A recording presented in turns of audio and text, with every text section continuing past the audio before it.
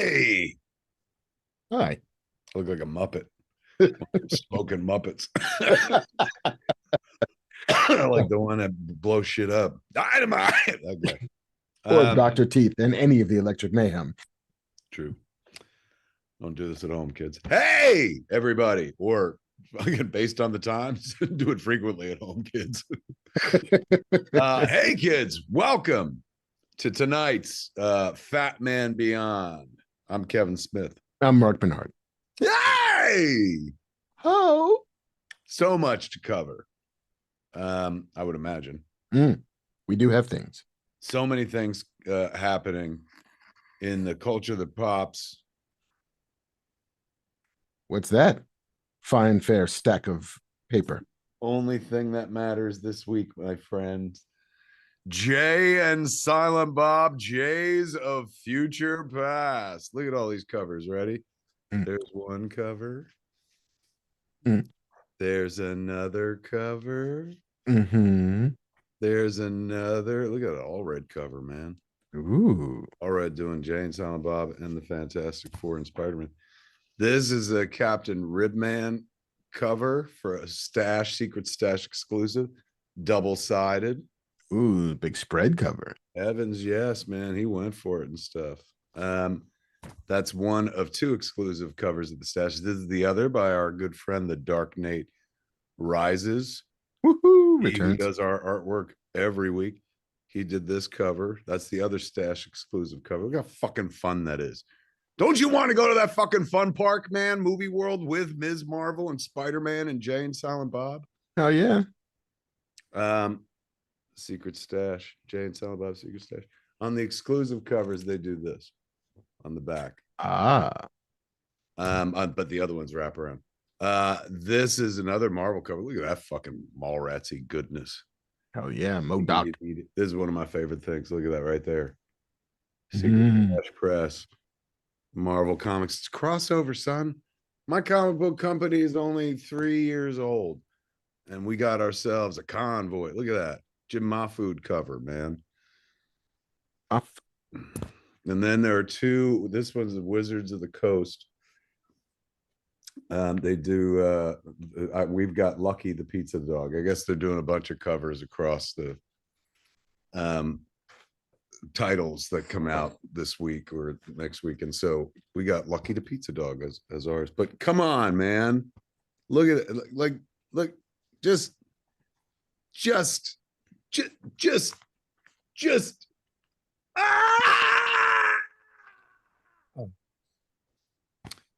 and that comes out on Wednesday. When's New Comic Book Day? On the 10th. Wednesday. Wednesday's a New Comic Book Days. That is the 10th then. June 10th, my friends. Banff Band will put up a graphic. Me and Jay are coming to Jay and Silent Bob's Secret Stash. Signing the fuck. That's the wrong one, Banff Band. That's the better one. June 10th at Jay and Silent Bob's Secret Stash. Jay and I will be there signing Jays of Future Past. It's gonna be a long day. There's the other ad for it. Come on out and join us, man. June 10th starts at noon. We're gonna be there till everybody's done. Hot damn. But if you're like, hey man, what you know what else? While I'm fucking selling, that's June 10th. That's Wednesday. Wednesday is like a day away. Then on Sunday at noon, I'm gonna go back to Smodcastle Cinemas to do a watch with Kev of a very special motion picture entitled Masters of the Universe. That's right, man. On Sunday at noon, watch with Kev, Masters of the Universe. I'm gonna see the flick, man. I was gonna go see it this weekend, and I was like, I want to watch it in my theater with my people. So that's Sunday at noon, and then after that at 4:00, there's throw up that Lloyd Kaufman thing. I'm gonna interview Lloyd Kaufman at the Smodcastle, man. Sit down, trauma retrospective. They're showing Toxic Avenger that day as well. Oh, it's going to be good times. But if you're like, Hey man, I'm in Los Angeles. What about us? Well, you have not been forgotten. We're doing a signing of Jays of Future Past on June 18th, Thursday, June 18th. So a week from this Thursday at the Wheat Shop. Ooh, that's a nice crossover. Look at that, right? So you come, you get your comic book signed, you grab some Jay and Silent Bob banana hammock, kids. Come swing in the banana hammock with Jay and Silent Bob. You pick up your weed, you pick up your comics. It's gonna be a good ass day. That's June 18th out here in Los Angeles at the Weed Shop. But I'm sorry, man. This is all I'm gonna be talking about all night. Come on, dude. Come on. Look at that. Look at all them Marvel heroes. And this is like when Kiss crossed over. Remember when they pricked their fingers, put the blood in the ink and stuff? And guess what Jay and I put in the ink? I don't want to guess. I'm gonna leave that alone. It involved a prick, all right. Kids, it's Sacred Holy Week when Jay's of Future Past hit stands. 40-page one shot. Come join us on Wednesday for the signing at Jay and Silent Bob's Secret Stash. And if you can, get to your local comic shop and pick it up, man. It's a good ass read. I saw somebody who has got a preview copy, and they were like, "This is like a love letter to Marvel and the Views universe." I'm like, "Well, that makes absolute sense." That was the point. That was the absolute point. I'm so proud of it. I'm having such a good time doing it.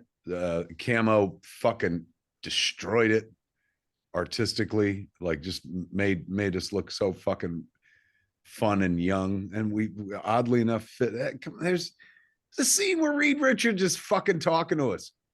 There's a really funny scene where Jay is like,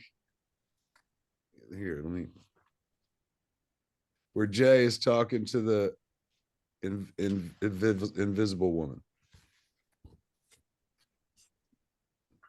So, he asks her, he's going to ask her a question and shit. And she's like, yes, every part of him stretches. And he's like, I wasn't going to ask that. And he's like, what do you think? I'm some kind of animal? And she's like, I'm sorry, ask your question. He's like, do you ever do it when, you're invisible? And she goes, you mean like this? And she puts her fucking musculature on. And she just takes her skin off and shows him that and shit. Good fucking times, dude. Fun jokes. Comics, good times. So wait, happy. The comics are funny? Comics can be funny again. Funny animal comics, Jay and Silent Bob comics, same diff. So proud. It took years, as I've said many times, and as I write in the actual comic book, in the afterword. This is something I pitched to Stan Lee when we were making Mallrats. I was like, can we do a Jay and Silent Bob meet Marvel comic? He's like, sure you can, Spider Friend. If the movie's a hit. Well, it wasn't, Mark. So in lieu of it being, had it been a hit, this book would have happened in 96. Since it wasn't, it took me 30 more fucking years to make it happen. Let that be a lesson, kids. Make sure your second movie is a hit. Not one of these like cult classic hits that hits later and shit. I love this. Like, the lesson is not persistence and stick to your guns and a good thing will always find its time. It's make sure that second movie rocks. God, if I could go back in time and gird Kevin, not gird like that disease, but to gird one's for battle, to gird oneself. If I could go back in time and gird young Kev for what he would face throughout a career, I would tell him to care more about money. That would change everything, though. That would have changed everything.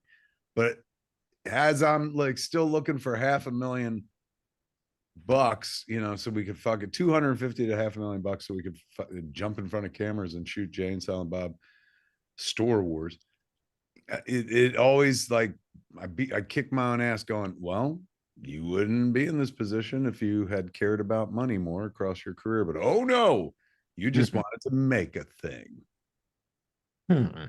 So that's what I'd go back and tell young Kev. Like, hey man, why don't you that's the thing. It's like everything has to happen the exact way it happens. If Mallrats is it, everything fucking changes. I don't make Chasing Amy. Not that version of Chasing Amy. And I'd probably never make Chasing Amy. Definitely never make they probably would have stopped me from making Dogma if I was a successful commercial filmmaker. Someone would have talked me out of it. Like, don't do that. You're on a roll. Dogma's the kind of movie you make when you're like, nothing lose. And I'd lost with Mallrats. And the early lesson in the career was, easy come, easy go. Because Clerks was like, what the fuck? I've been canonized for no good reason. And then with Mallrats, they were like, give us that fucking halo, you piece of shit. You're no saint. And then they uncanonized me. They cannonballed me. Ooh, right into the fucking sophomore slump pool and shit. So yeah, everything had to happen the way it did. Thank you, therapist Mark. I've worked through it all. Glad I could be here for you. People like, shit on the couch. What a journey with this guy. So happy about his comics, so sad about his past. And then ultimately it all balances out for him. And I needed to do very little to get him. I didn't even have to talk to him about his sexual issues. You've just seen the talking cure, kids. That's how good Mark is at it. He's like, watch, I'm going to do nothing. He'll get there. he'll be fine. Kids, it's that time again. It's time to fucking gather together and ask the Lord's blessing. We chasten and hasten his will to make known. No, it ain't Thanksgiving time. Fuck that. It's summertime, kids. It's June. Somehow, June returned. Somehow we made it to June 2026. It looked very unlikely a few months ago, but here we are. And so much to talk about, including the fact I know you're like, wait a minute, you didn't see Masters Universe? One of us did. One of us did. One of us has things to say. So many things, Kevin. One of us is going to try to convince the other one to see or not to see the movie. That is the question. Next week. So you'll find out. Did Mark... Knowing what you know about me. Yes. Knowing that Mark opened up poor little baby Grogu's mouth and then shit in it. Remember that, kids? I took the little blue cookie out of his hand. Yeah, give me that. Give him a wad of... He Tom Carvel'd into that poor little Muppet's mouth. And little sprinkles. That poor son of a bitch. Did you see how fucking fell apart by 70% in the second week and then fell apart again? Like, yeah, that's scary, right? Yeah, I mean, it's not as if, like, sometimes the critics are wrong. And sometimes it's a good movie. I enjoyed the fuck out of that movie. It's a movie, and in color and everything. The sound was very good. I felt that the cinematography was top notch. If there is not a more apt metaphor for out with the old and in with the new, then, back rooms and obsession, taking the number 1 and 2 spot and making Mandalorian and Grogu money without spending Mandalorian and Grogu, budget to get there. That's where we are. I was always wondering, I was like, all these YouTube kids, man, one of them's gonna make like a fucking movie that breaks out. And all that aggregated practice of making things, shooting things, but more importantly, just like they all carry like a small army.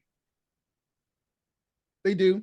And if you're like, hey man, I'm gonna go do a thing, and I'm not taking anything away from it. I haven't seen it. My kids saw it, fucking loved Obsession. So I'm not saying like that's all it takes. Clearly it takes having something people want to fucking see. But I was always wondering, like, where's the YouTube, like there were YouTube success stories, but I'm talking about the crossover from fucking YouTube to cinema. But yeah, they're coming along. Those YouTube kids are coming along just at the right time. Fucking might just save Hollywood, eh? Yeah, I mean, it's Canadian slipped out. Did you? I know that would happen. I can't wait for Hollywood to take the wrong lessons from the success of both of those movies. They will, as they're bound to do. They will. Don't matter. These kids are all right, Mark. They know what they're doing. Yeah. But yeah, man, it's damn fucking impressive. I have not seen either of those flicks, but I desperately want to go. I was writing all last week, kids. I've been writing for a while. Finished my book finally for Simon Schuster Element that I've been working on for like 3 years. Then wrote a 4th issue of 5 of an upcoming thing that's pretty fucking big. They haven't announced it yet, though. They do announce it, I mean, this book streets in like 2 days, but let me show you this. This is the last page of the comic. See Spider-Man and Hulk. Let me read you what it says at the top. Kevin Smith's Marvel adventures continue in Spider-Man Hulk, Fire and Brimstone. Co-written by Andy McElfresh and drawn by R.B. Silva. That's my next Marvel project, man. That's not one I'm talking about. But look at that, man. Yeah, when I did this book, I was working on this. They were like, hey, man, you want to work on some other Marvel stuff? They're like, we got that Spider-Man picture coming out, and he's going to team up with the Hulk. Do you want to write a Spidey Hulk book? And I said, yeah, I will. And me and Andy pitched a thing, and they were like, no. I was shocked. I was absolutely fucking shocked. I was like, what do you mean? And then I got kind of like, well, fuck it then. I ain't doing. And Andy was like, I don't know. It could be fun. Like, maybe take another stab at it. So I slept on it, and I came up with an idea I like more, to be fair. And to be fair, they liked it more. And so we were off to the races and running on it. Excellent. So yeah, man. Iteration is good. A lot of comic book stuff going on. But in any event, that's why I didn't go see Obsession and Backrooms yet, or Masters Universe. But I'm gonna go see Masters on Sunday when I'm back at Smodcastle. You can join me, kids. You could be there while I ingest the motion picture. There's the ad that says it all. Watch with Kev. Tickets at smodcastlecinemas.com. Before we dive into everything, should we shout out those who pay the bills? I think that's a fun idea, sir. Kids, tonight's episode of Fat Man Beyond, featuring Mr. Marc Bernardin, Mr. Kevin Smith, is brought to you by the fine people at Square. That's right, kids. Square, man. Square helps you run your business more smoothly, bringing payments, operations, and insights together in one place, fused like a marriage, so you're ready for whatever's next, man. Right now, listeners can get up to $200 off Square hardware when you sign up at square.com/go/fatman, all one word. That's Square, SQUARE.com/go/fatman, all one word. Get started with Square and build a setup that works the way you do. Now, I've loved Square for years, man. Ever since old Twitter Jack Dorsey came up with it. This was what he followed Twitter with. He's like, you think that was impressive? Watch this. Remember Twitter when we all loved it? Oh, it's lovely. Oh, man, the world was so lovely. When Dorsey was done with that, he looked at it, he said, this is good. And then he said, I'm going to build Square. And he built Square. I've been fucking with Square since they built it, man. But there's a man in our midst who uses Square on the regular, and we should have him testify. Bamf, man! Bamf. I've used Square literally almost every single day since 2018 because it is the point of sale system we use at the Scum and Villainy Cantina. And it is we used to use some old software thing called Dinerware that was a nightmare. It was hard to get paid. Now every day I get an email from Square that says we deposited this amount of money in your bank account. It's like a nice little thing to wake up to. He knows It's what he's awesome. talking about, kids. He's a businessman. He knows what he's talking about. Support for today's episode comes from Square, kids, the business platform that helps sellers become neighborhood favorites, man. Whether you're gearing up for a busy season or just trying to keep up with everyday demand, Square keeps your business running smoothly, from payments and POS, point of sales, to online orders, inventory, staff, and more, all in one place, so you can focus on your customers, not your to-do list. Ready to grow or streamline how you run things? Square is offering listeners up to $200 off Square hardware when you sign up at square.com/go/fatman. Again, SQUARE.com/go/fatman. Start with Square and build a setup that grows with your business, man. Banff man? We use Square for payroll. We use Square as a loyalty program. We use Square for email marketing. They also, during when we were coming back from the pandemic, they invented this thing where you could scan a QR code at your table and order straight from the table. We bring the food out to you. It increased our sales by 30%, putting that in. Yeah. And the QR code ordering doesn't cost extra. It's just there. We use that every day. It's amazing. I will evangelize, or I guess tele-evangelize for Square all day. We're going to use it at Rendezvous when we are up at Rendezvous as well. Scum and Villainy Rendezvous, kids, the club that Banff man is building at Burbank. Look at, he's building clubs, man. He's like Tony Montana and stuff. Yes, and he's going to build it on Square. Yes, the rock upon which Banff man is going to build his church is Square.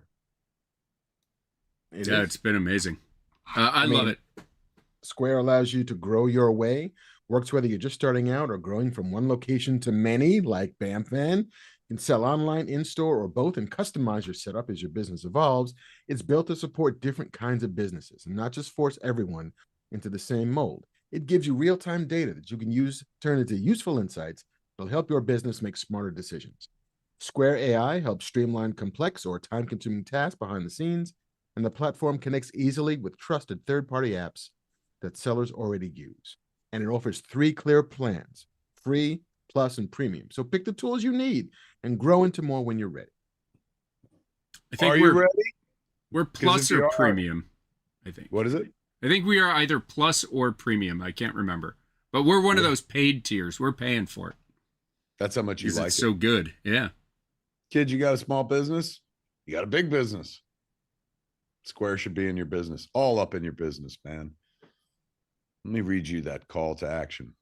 Square helps you run your business more smoothly, man, bringing payments, operations, and insights together in one place so you're ready for whatever's next. Right now, listeners can get up to $200 off Square hardware when you sign up at square.com/go/fatman. That's SQUARE.com/go/fatman. Get started with Square and build a setup that works the way you do, tirelessly.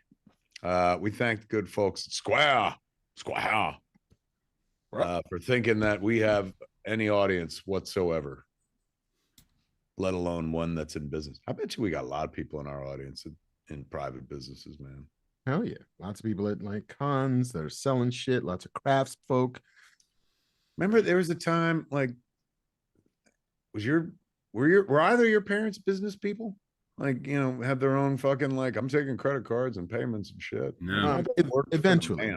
Yeah, is that right? Yeah, my dad began and is still an accountant, but in the 90s when I guess money was cheap and you can get a great loan from a bank, he invested in a jazz club restaurant, and yeah, back then it was like full on just fucking cash register, and I think they were taking credit cards with the swipey. Yeah. Like carbon. Oh, yeah. And he would have loved a fucking Square. Your dad owned a club? He did. Fuck, like, I know you all these years. This is the first time it's coming up? My dad was Carlito. You Nepo baby fuck. You never said nothing. Did he really? Like, so while you were a kid? While I was in high school. I was in high You school. work at the club? I used to clean up on weekends. I used to go in there and like vacuum the floors and clean up the bar. And Was it like a Lucy situation where you were like, I want to go to the club? He's like, no, Mark. you let me can't go to the explain." club. Mark, let me explain. You do the work on the weekends. The cleanup. What kind of club, man? It was a jazz club called Butler's Quarters. Where was it? It was in Hempstead, Long Island. It was a hop, skip, and a jump from Hofstra University. Are you shitting me? Yeah. So how many years was he in operation? About 6 or 7 years. Fucking and then like fine amount of time. Realized that it turns out that college kids don't love jazz.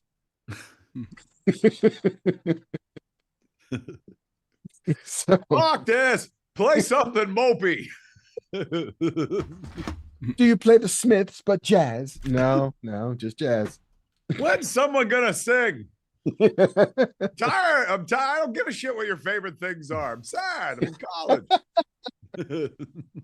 So I have two questions for you then.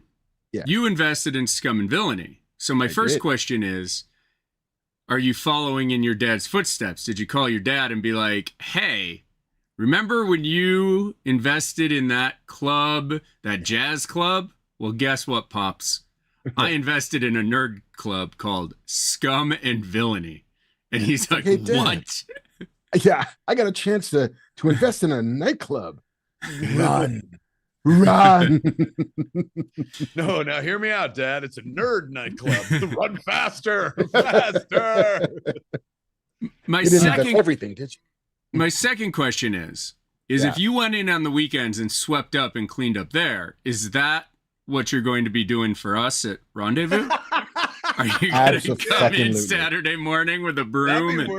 That'd be worth getting a drink at Rendezvous. If it's like, hey, look at Mark's doing the Carol Burnett at the end of the show.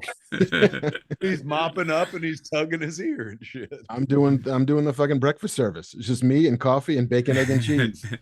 Bro, fucking are you gonna do like brunch? Like I'm telling you, when you get that big ass place, and give them the news you got. Okay, so lots of exciting news for Rendezvous. First piece of exciting news. After going back and forth with the city of Burbank, we have planning approval, which means we will have permits in hand, hopefully this week, which means the building is going to start. So I'll be able to give you guys all updates with like, hey, we're jackhammering up the concrete. We just put in the second floor and look, booths are going in. So we'll be doing regular updates, which is really exciting. That has been realized. That has been a challenge. That has been the thing that has, the city of Burbank is amazing, but planning was very slow, much slower than I wanted. But here we are, we're going. And then the other thing we're going to do, because we just got planning, because we're so close to unlocking the $750,000 reward tier, our WeFunder, we were going to wrap it up at the end of this month, but we're going to push it out to Halloween to give everybody a little bit extra time, make some extra scratch, put it in, get us at least up to that 750 mark so you get your challenge coin. Even at the base $100 level, you unlock a bunch of really cool perks and things like that. I think at one of the higher levels, if we hit 750, Kevin will do your podcast. So take a look at that, which is pretty exciting. So anyway, we're going to push it out. Not only will I do your podcast, I'll do you on your podcast. Or do me. I'm receptive. So that's pretty cool. And then the last thing that everybody on the channel will be interested in is it looks as if we are going to be doing the last Cantina show in a couple weeks. That's right.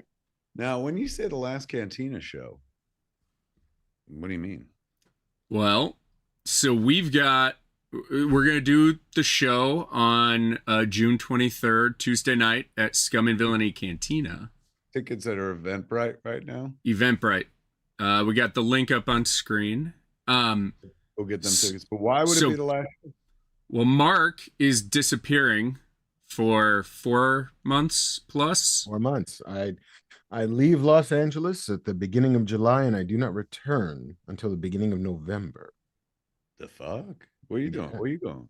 I'm going to Vancouver, my friend. I'm going to Vancouver to work on a television program. So you get to go up there? I get to go up there. I get to cover set for 2 episodes.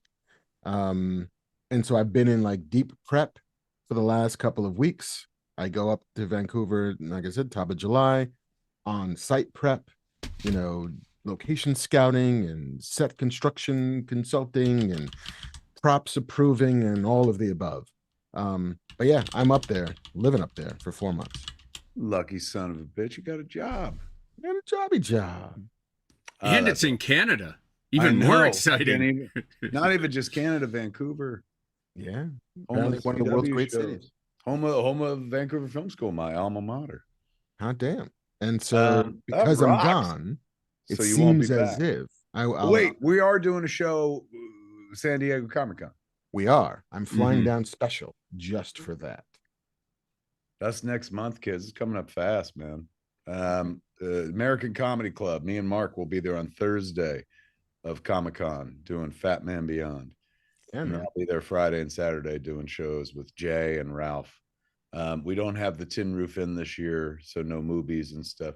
But the good folks of the American Comedy Club have been our home away from home for many years and stuff. So come see us there. And that will be it. Last time for a few months. I mean, then we'll do this shit. But yeah, we'll do the Zoomy shit. And by the time you know what? Maybe I can come up to Vancouver. Oh, fuck it. We can go up to Vancouver, do Fat Man Live at the Rio Theater, man. Let's fucking do it.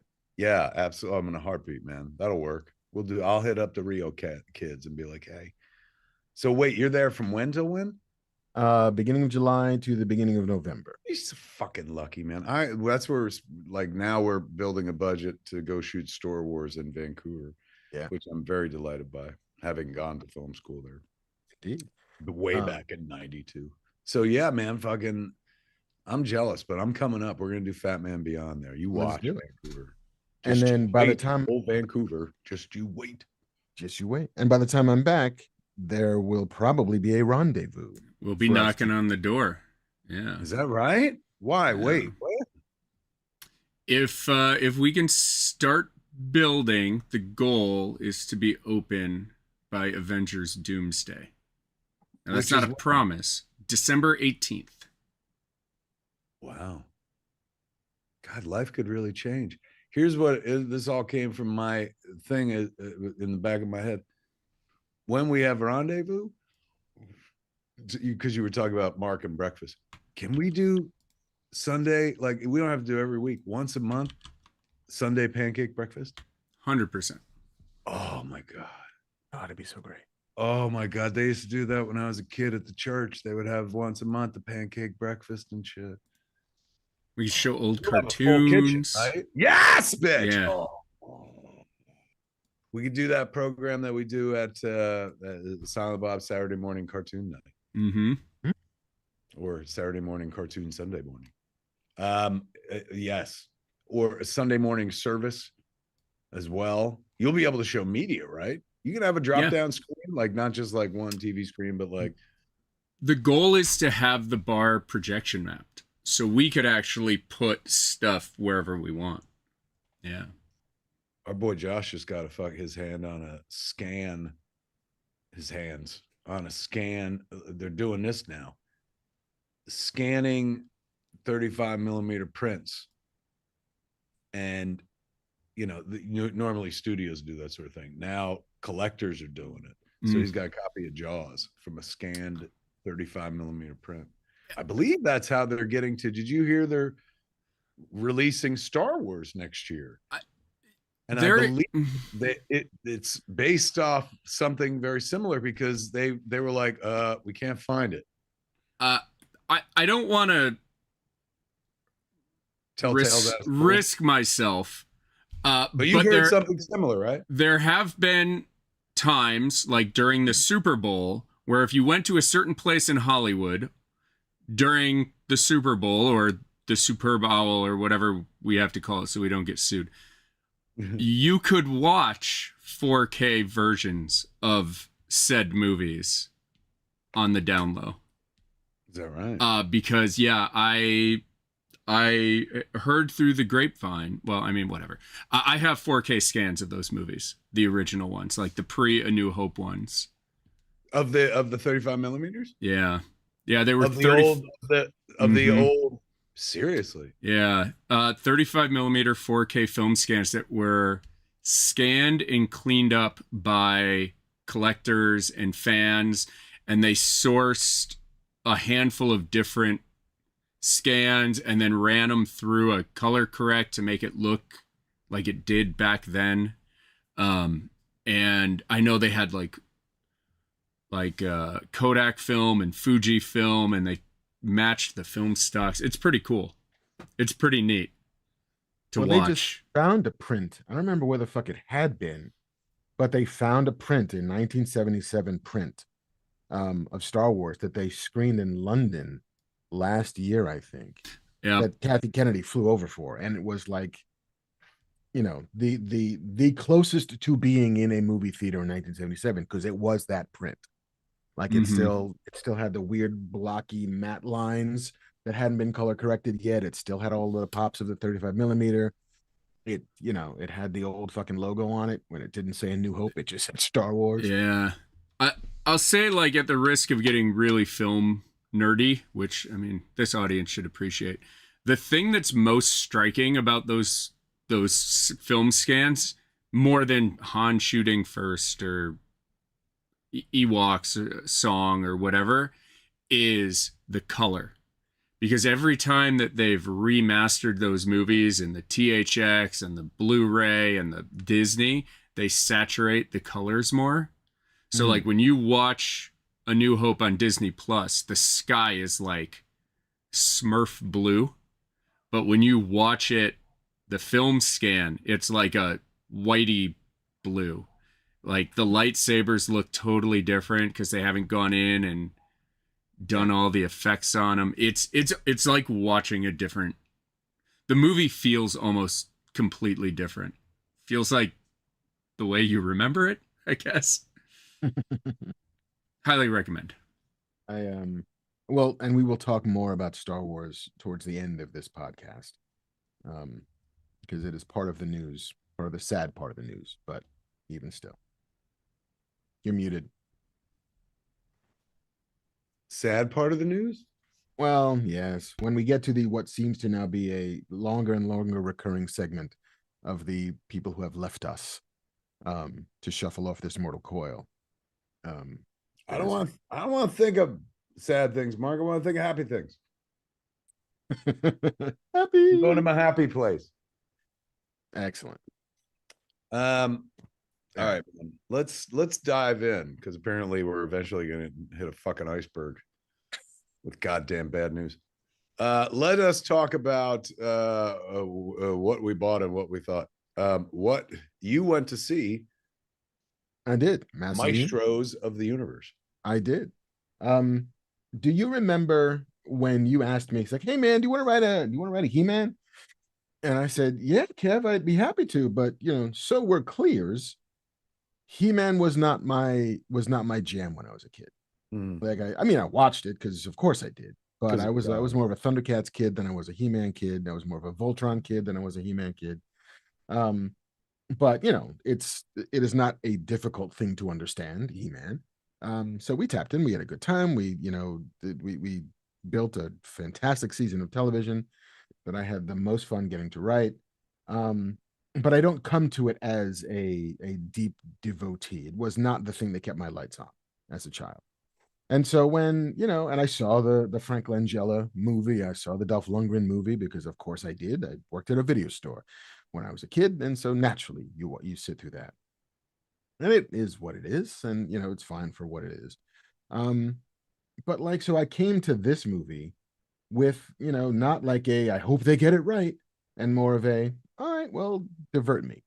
Here's 2 hours. Like, let's make this pop.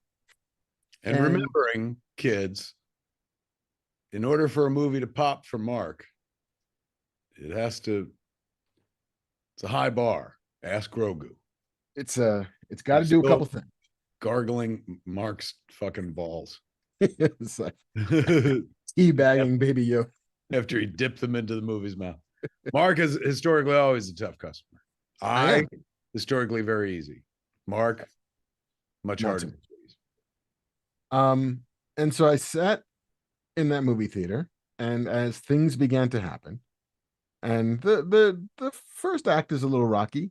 You know, I'm not going to spoil too much because there's still some people. If you wanted to see it, maybe you did, but if you didn't, I'm not going to give too much away. But you know, the trailers do tell you that it begins with Adam, you know, on Earth to a certain degree, and like, you know, what happened to Adam?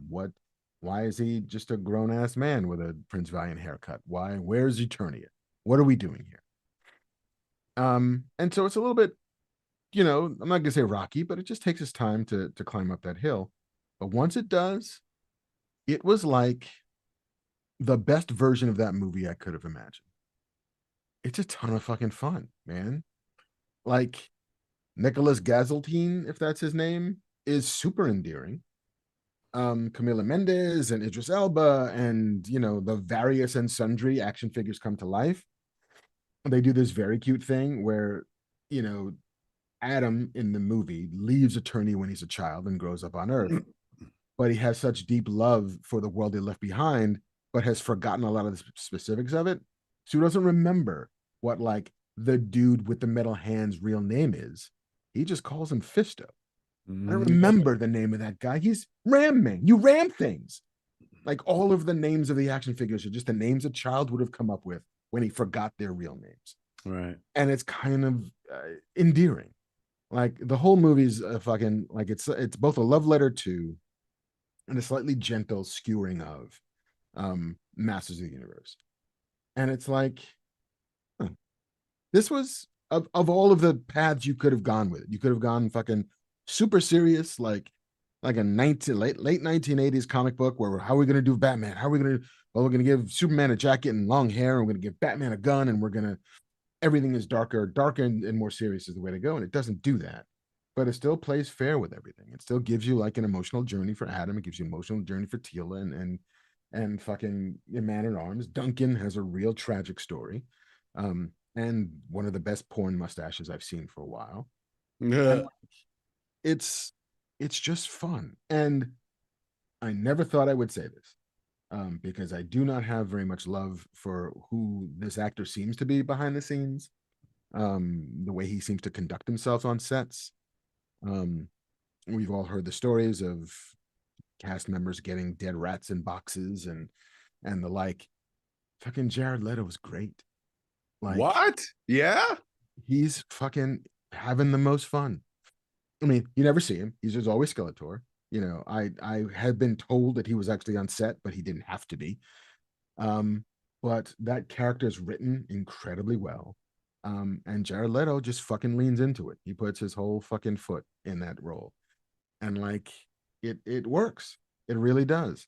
All the things you think you're going to get, you get. All of the characters you think you're going to see, you see.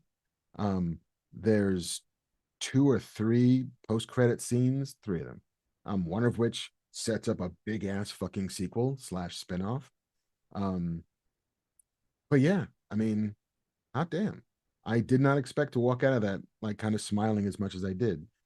Granted, I also saw it sitting next to a person who loves this shit the way you love Star Wars, and so I will say 25% of my enthusiasm for the movie was vibing off of her love for this stuff. But it was hard to complain. You know, it was hard to come out of there being like, you know what? Fuck this movie. It's like, no, actually, Travis Knight fucking made a film that if you like He-Man Master of the Universe, you will like this movie. It does not seem, judging by the box office, that lots of people love Master of the Universe anymore. It did get roundly trounced, if not teabagged, by Scary Movie, by Backrooms, by it's I think it was was it 3? I think so. I think it was $29 million. I think it's opening weekend. What was the number 1 flick? Scary Movie. Was Scary Movie number 1? Yeah, I think so. Let me double check. I know it was Scary Movie's best Opening franchise best. Yeah. Yeah, Scary Movie opened to 54.3 million, Masters at 29.4, then Backrooms at 26, Obsession 25. So like it opened at number 2, but for whatever they spent on it, they would have to have expected more and hoped for more. But like it seems as if Master of the Universe is a little bit niche and it's a little bit of nostalgia play. And no matter how much you love it, it's hard to convince a person who was not predisposed to going to see it to go see it. You know, He-Man is not Spider-Man. So it's very hard for you to say, like, listen, I know you're not a big Spider-Man person, but this fucking Into the Spider-Verse is revelatory.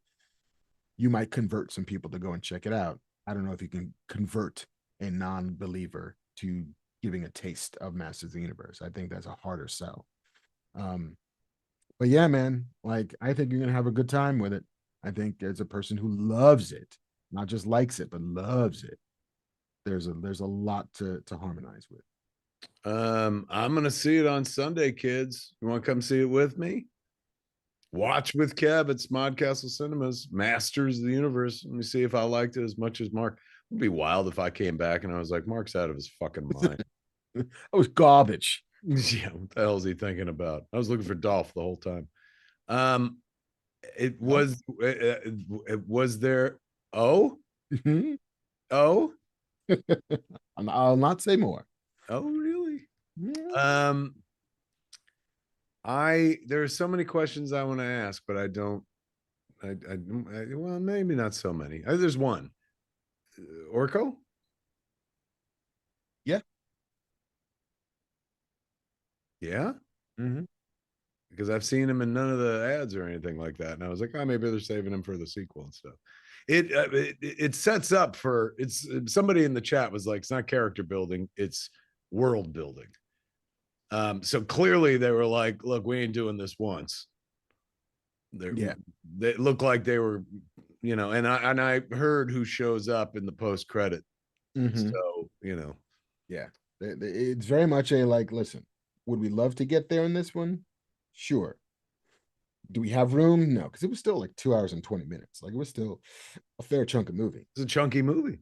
It's a chunky movie, but like who's the director is Travis Knight. Travis Knight, who cut his teeth on Leica movies. And he did that the Transformers movie that was adorable. Bumblebee.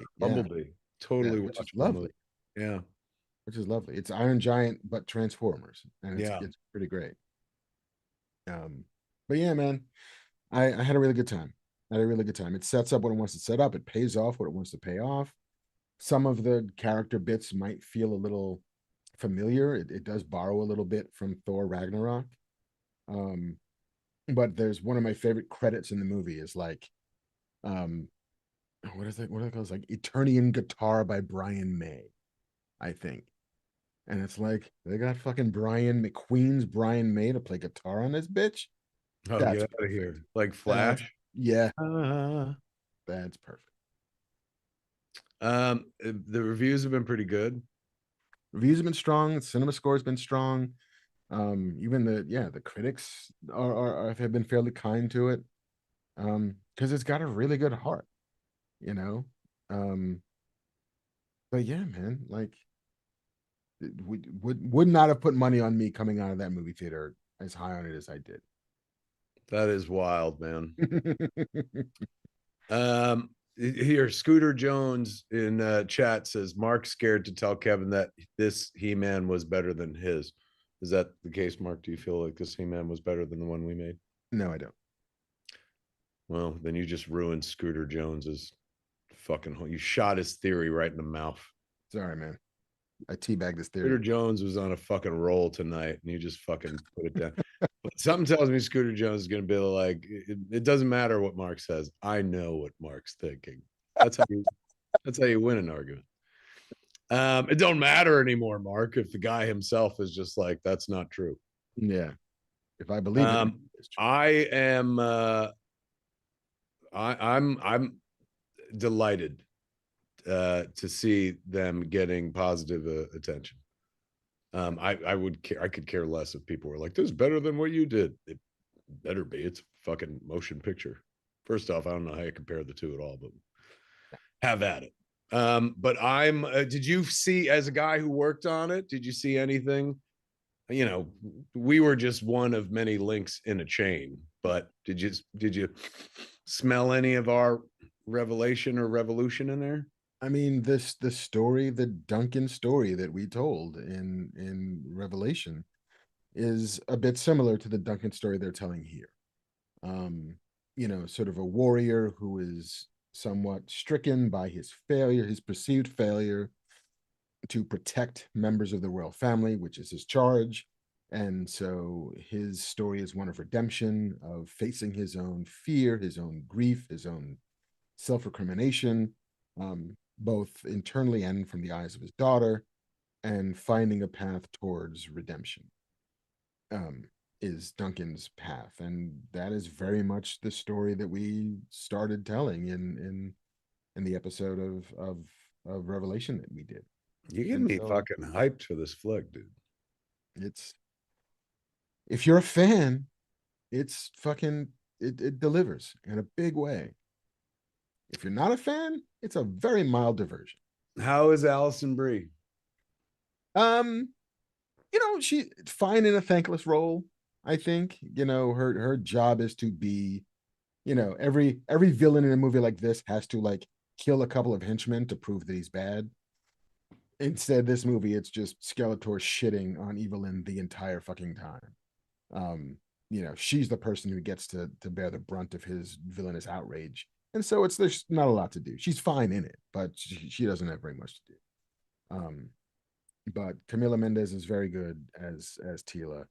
And it's fucking Idris Elba, man. Like, I kept wondering, why is Idris Elba in this movie? And then you see the story they're giving to Duncan. You're like, oh, I get why he took this movie. Like, now I understand.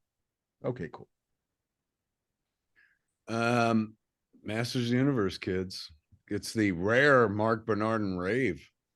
It's like when fucking Gene Shalit liked something. No, not Gene Shalit. What's his name? Roger Ebert and Gene Siskel. Siskel was always shitting in the mouth of stuff. But then every once in a while I'd be like, what? That one? Yeah. Like, and you know, his favorite movie of all time was like Saturday Night Fever. He bought John Travolta's fucking suit, had it hanging in his house and stuff. That was Siskel. Ebert was Siskel. That is other fucking fuck, man. Yeah. When Marc stands up and salutes a picture, kids. Damn. I mean, up the flagpole. I'm not saluting it the way I salute Widow's Bay.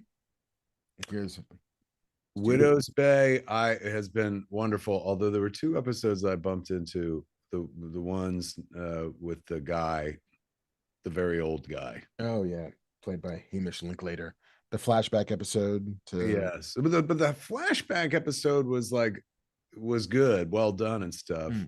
But it, you know, that was a bridge too far for me, where I was like, this guy's, which is weird because like I had no problem with the cookbook episode, which is great, fantastic. That's for me, that is the high point of the show. But the episode the most recent episode was good too. It's fucking wonderful watch. Great recommend. If you haven't been checking out Widow's Bay, kids, it's worth it. Did you look at Cape Fear yet? I haven't. They put up 2 episodes and I watched it. Totally watchable. You know, totally. I mean, the apple doesn't fall far from the tree. They flat out used Bernard Herrmann's score yet again. Yeah. You know, all that shit. I can't remember if the one with Juliette Lewis, did she have a brother, or is she just the only kid? I thought she was the only kid. I thought there was a younger brother. Maybe there are 2 kids in this one. Yeah, I mean, I've never seen the OG. Yeah, the black and white one. Yeah, with Robert Mitchum and Peck. Yeah, I never saw that one. The shows, you know, there were 2 episodes in, but she's, you know, you can't go wrong with her. She's wonderful. Amy Adams. Oh, national treasure. Yeah. Fucking Arrival. You know, Come on. How we feel. And Javier Bardem, you know, one of his greatest fucking roles of all time was the Psycho Killer, which is another movie I just watched, with Georgina. What's that girl's Campbell? Okay. Girl who was in Beast, not Beast, fucking Barbarian. Oh, right. Justin Long, and she was in like one of the Black Mirror episodes as well. It was a movie that got like fucking like 9% on Rotten Tomatoes, man. And it just had a pretty hot trailer, and it caught my attention because it was directed by. Do you remember the name Gavin Polone? He's an agent, right? Right. Like that's why. And I was going through it, and I watched the trailer. I was like, all right, it's a well-made fucking trailer. And I saw the director, and I'm like, guy's a fucking agent. I thought he was an agent. He was some famous person's agent or some such shit. Yeah. I thought he made a hell of a movie. Looked good, but it was one of those things where total disconnect. Where I'm like, the Rotten Tomato score was so low. I was like, this, what the fuck? How tragic must this be? And it wasn't at all. I thought it was totally watchable. What's the name of it? Psycho Killer. Not the greatest name, but fucking. Pretty fucking gripping opening, man. Opening 10 minutes sucked me right the fuck in. I was like, you have my attention. But I thought it looked good. It was well made and shit. No, wait. But why was I saying Psycho Killer in the first place? Javier Bardem. Yes, of course. In No Country for Old Men, for God's sakes. It has their yes, I'm sure. For me, for my money, has there ever been a scarier fucking soulless sociopath committed to film? Maybe the two kids in that movie Funny Games, both the German and the American version. Those kids are fucking terrifying. Yeah, terrifying. And I don't mean terrifying like the two girls in The Shining, where you're like and you wet a little bit. I'm talking about it's fucking, those kids are terrifying because they talk to the camera and they're like, we are going to brutally kill these people and you are going to watch and laugh it. Like it challenges you as the viewer. I honestly, as a movie that like I would like to watch again, but I don't think I could watch it again. The same thing people say to me about Tusk. Same thing people say to me about all my movies. They're like, I'd love to watch them again. I'll never watch them again. No, but they definitely say that about Tusk. They're like, Tusk once is enough and shit. Funny Games, as much as I'm like, oh, I want to watch it, then I remember how fucking unsettled that movie made me feel. And I was like, so what was his character's name? Chigurh. Anton Chigurh. So fucking terrifying. Remember that all the tension in the scene with the fucking clerk guy? Yeah. Call it. Yes, where he's just like, this just traveled through time just to get to this moment. Oh, now I want to watch that movie again. So in any event, he is playing a more showy sociopath. In that one, he was understated to a fucking fault. Here he gets to chew the scenery like Tom Hanks chewed Little Corn in Big, which I also rewatched this week, and is a fucking banger, dude. Like I know this ain't a hot take, but what I did walk away with was the kid who made Obsession. Mm-hmm. Like it's almost like Dark Big. Because Big is a movie that's literally predicated on somebody making a wish. Yep. And the wish coming true. And the way I understand Obsession, same fucking thing. Like that's one of those like, how come nobody's fucking with wish movies? And my man fucking brought the genre back and now has made a permanent fucking mark on the wish movie. How many wish movies do you know besides Big and the one Disney cartoon that fucking died horribly? Wish. Aladdin. There you go. Aladdin's another wish movie. There ain't a lot of these wish movies, man. What's the kid's name who made Obsession? I don't know. I want to say Cully Hamner, but it's an artist. Oh, it's Cully Barker. This kid, I can't wait to watch that movie too. Maybe I'll watch that when I'm back east as well in my theater, my own movie theater, Smog House of Cinemas, kids, Atlantic Highlands, New Jersey, where we'll be doing Watch with Kev Masters of the Universe on Sunday, as well as interviewing the great Uncle Lloyd Kaufman. Done and done. Trauma retrospective on Sunday at 4:00. Yeah, man. I want to see that Obsession picture, but I give it up to that kid for just being like, nobody's doing wishes anymore. Wishes are, fucking like, that's such movie fucking fodder. You know what I'm saying? Like wishes in real life are like throw fucking coin in the fountain and shit. You know, wish and fucking wish in one hand, shit in the other, see which one fills up faster. But in movies, Mark, oh, the wish is a fucking trope and a device that's been long fucking ignored until this moment in time, unless we can think of some more. What other Ray wish? in chat mentioned Freaky Friday. A wish classic. Shanann Greenhouse. That this is the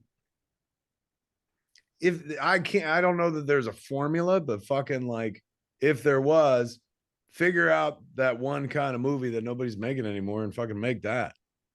You know, But I mean, and the wish with a twist. Yeah, I mean, the wish formula feels like it's just built to be a Twilight Zone, which is, you know, when be careful what you wish for. It's a monkey's paw kind of thing, right? Yeah. Or like a fucking O. Henry, dark O. Henry, where it's like fucking, but at the end, right, she gets a comb and he gets his fucking head cut off or some shit.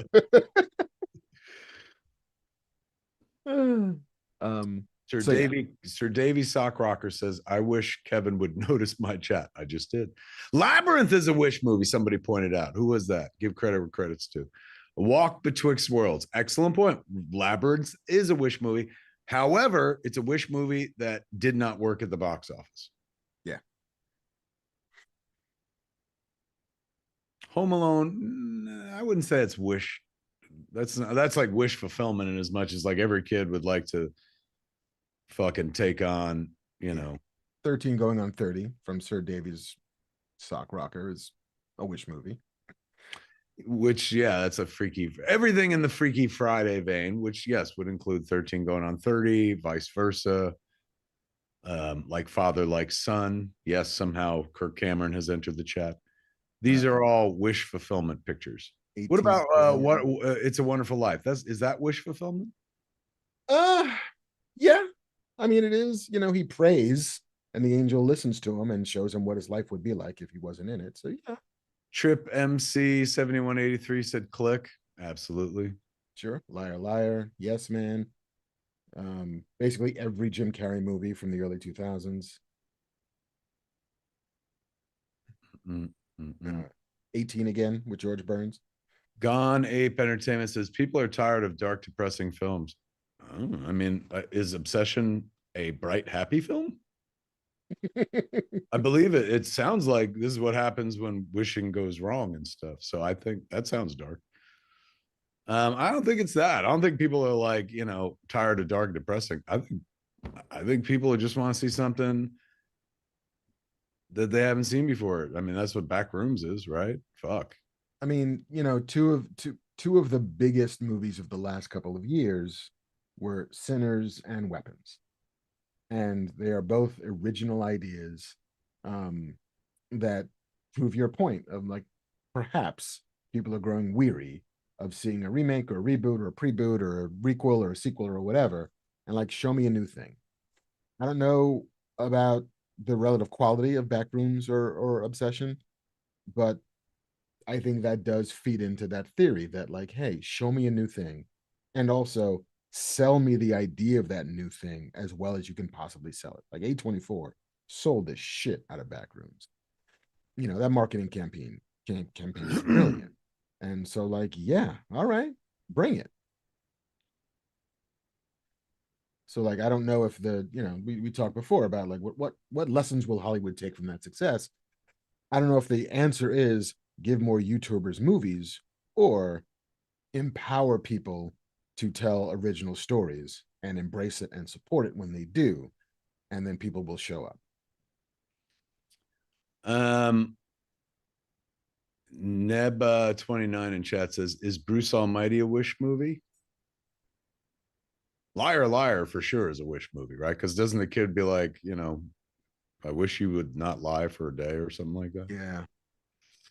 I haven't seen Liar Liar in a Red Hot Minute, but the funniest part of that movie to me was in the end credits when they were doing outtakes and shit. He fucking had that fucking paper and he crumpled it for like 2 minutes and he goes, a goose. That definitely, Liar Liar is definitely wish fulfillment. Yeah, I'd have to see Bruce Almighty again. I don't remember the pivot in Bruce Almighty, other than he at some point gets an audience with God who gives him his powers, and then he has to decide how best to wield the Almighty's might. Oh, this is a good point, man. DT Drum Ike, I think, says your buddy Richard Kelly, he's my buddy, did The Box, and it wasn't the right time for it. Remember that movie, The Box? Mm. And that was based on like that short story and stuff.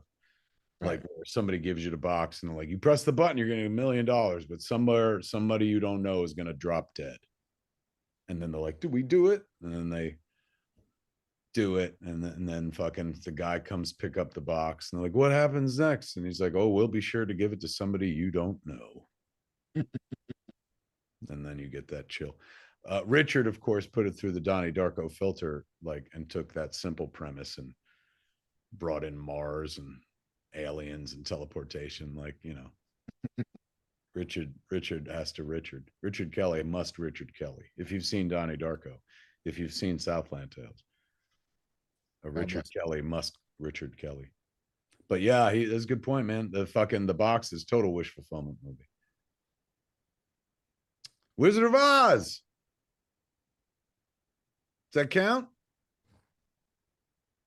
Cardboard Clown wants to know. Well, I mean, I get, but I mean, the engine of the movie is not that she makes a wish. The engine of the movie is she's stolen by a tornado and dropped into Oz. The wish is how she gets home. Yeah, but it ain't even a wish, because at the end, the fucking lady's like, wish, just kick your heels together. You could have done it 2 hours ago. Yeah, you got the shoes, right? Yeah. Yeah, man. And again, this ain't me taking anything away from fucking Obsession. I'm just saying, like, what a good idea. Yeah, find the thing that I remember when I saw the trailer and they were like, he was like, you know, that creepy voice on the phone. Not even creepy, but the dude's just so laconic. He's like, you can't change your wish, man, or whatever. I was like, that's fucking clever, because that is such a movie. I mean, I don't want to say trope, but it's such a movie idea, wish fulfillment, and how it blows up in your fucking face and stuff. Well, because it is inherently a magic idea, you know, and movies have the capacity to just show you magic, you know. And so where else can you do that? Where else can you just have a person like wish for a thing and have it come true and have it be interesting or different? So fucking dumb. Gone Ape Entertainment just said Big with Tom Hanks, which we were talking about before, which I just rewatched and shit. Is a wish movie. Did I bring that up already? I think we started with Big. Well, listen to you, Gone Ape Entertainment. You fucking think you've stumbled across? Yes, we talked about that, but it was such a good point. I was like, he's right. You got it, buddy. I'm with Scrub. Big is a total wish fulfillment movie. It's him at the machine going, I wish I was big. Yeah. I wish I was Big G78 says Wizard of Oz more of an isekai. Have you ever heard this word? I have not. Can you enter it into a browser? Isekai. Every day is a school day, kids. We might learn something. Perhaps this is a term of art that you and I are not familiar with. Let's see. Isekai is a subgenre of Japanese fantasy in which a character is suddenly transported to or reincarnated in a parallel universe, a fantasy realm, or a virtual reality game. It's a fucking name for this. Hey man, fucking we learned something. Good job, Big G78. Isekai. Let's see. Japanese. With Isekai, your bartender. Thank you. Very deep cut. Very deep cut, kids. It's the fingers that sell it. Thank you. You're in the parallel world. Trip MC 7183 said, is Wish a Wish movie? I didn't see it. That was the problem with Wish. Yeah. Disney wished anyone would have went. I don't know anyone who's seen it, so I couldn't tell you, but I know the star featured prominently. And then somebody said, hey, that's the star that goes in front of the castle at the beginning of the movies. And I was like, oh shit, they should have marketed it as that. Pinocchio. Clown mentions Little Mermaid. Yeah. But that, I mean, yes, but I don't know. It's more of a Faustian bargain, I feel like, than a wish, because she makes a deal. Laura D73 said, short I, sir. So isekai? Isekai. Kusama in chat says it's isekai, which is what you said, I thought. Scooter Jones goes, they're naming things now. just walking about shit. I had no idea there was a term of art for that. Yeah, I'm trying to find out how old it is. I mean, Wikipedia is not giving very much information. Do you think L. Frank Baum was like, hey, man, I'm working in isekai? You know, it's an old Japanese. People are like, wow, Frank, you're fucking all over it. You're the TikTok of Oz. Wikipedia is basically kind of, and again, Wikipedia is whatever one wants to feel about it is, but you know, whatever, it's handy and it's not AI. But it does sort of trace that isekai's origins are also traced to Western fantasy and literature, notably Alice in Wonderland and The Wizard of Oz. So it's unclear which came first. Eric Hosteland 2196 said Hulu did an isekai Suicide Squad season a little while back. Oh, okay. I'll take your word for it. Razorian Buck rather in chat says Home Alone. The kid wishes his parents didn't exist. I only saw that once. Is that true? Does he wish his parents don't exist? I thought they just forgot him at home. Yeah, I think they I feel like it's a little bit like 16 Candles in the classic kind of, you know, Hughesian way of my parents forgot about me. I make a wish, or but the universe doesn't answer that wish. It's not like his parents die or disappear or he's in a new world or whatever. There's no magic involved in Home Alone. It's just, yeah, my parents left me in the fucking house by myself. Vinewood OG in chat goes, Kev learns about isekai wasn't on my bingo card. I had no idea this was they had a term of art for it, man. It's a whole ass genre. I wish my family would disappear, but nobody answers the wish. I don't think you can have a wish movie where the wish doesn't get answered by magic. Otherwise, it is just irony. Yeah, Anthony Carter says he tells them that he wishes that they didn't exist. Is that right? the Rob Brown channel says Superman is about us dumb fucks wishing a man could fly. Well, that's true. Fair enough. Excellent point. Excellent take. I as a vowel in Japanese is an E sound, so it's isekai.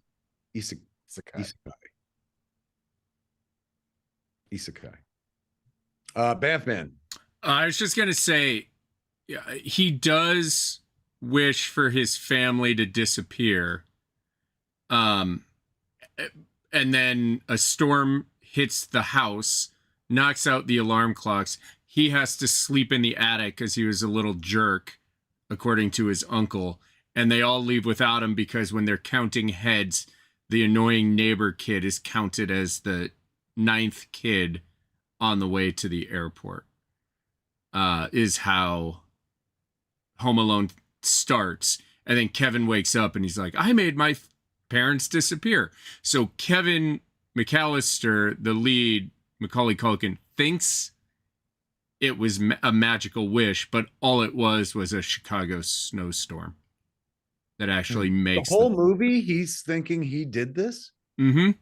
In his head, the wish he made at the beginning of the movie is what makes his parents disappear. And then at the end, when he learns his lesson, he wishes his mom would come back on Christmas Eve, and then she shows up. She walks in the front door. I got to tell you, I'm about to cry. You've did a better job selling this movie to me than anyone for the last 30 fucking years. Are you serious? That's what happens at Home Alone? He believes. I wrote a really mean joke about Home Alone and Dogma without a sight unseen, having not seen the flick. And now I'm starting to rethink all this. That's really quite beautiful. That I would say that's definitely wish fulfillment, although technically he didn't get his wish. He's just wait, so he didn't know his whole family was going on vacation? He did. They were all supposed to go on vacation, but he goes outside at the beginning of the movie and he's like, where'd they all go? And he looks in the garage and his parents' cars are still in the garage. So he's like, oh my God, they didn't drive to the airport. Their cars are here, because he's a kid and he didn't realize they called taxi cabs. So the parents all took taxi cabs, left their cars at the house. And so an 8-year-old boy goes out and he goes, well, mom and dad's cars are still here. I must have actually made them disappear. My wish came true. Unbelievable.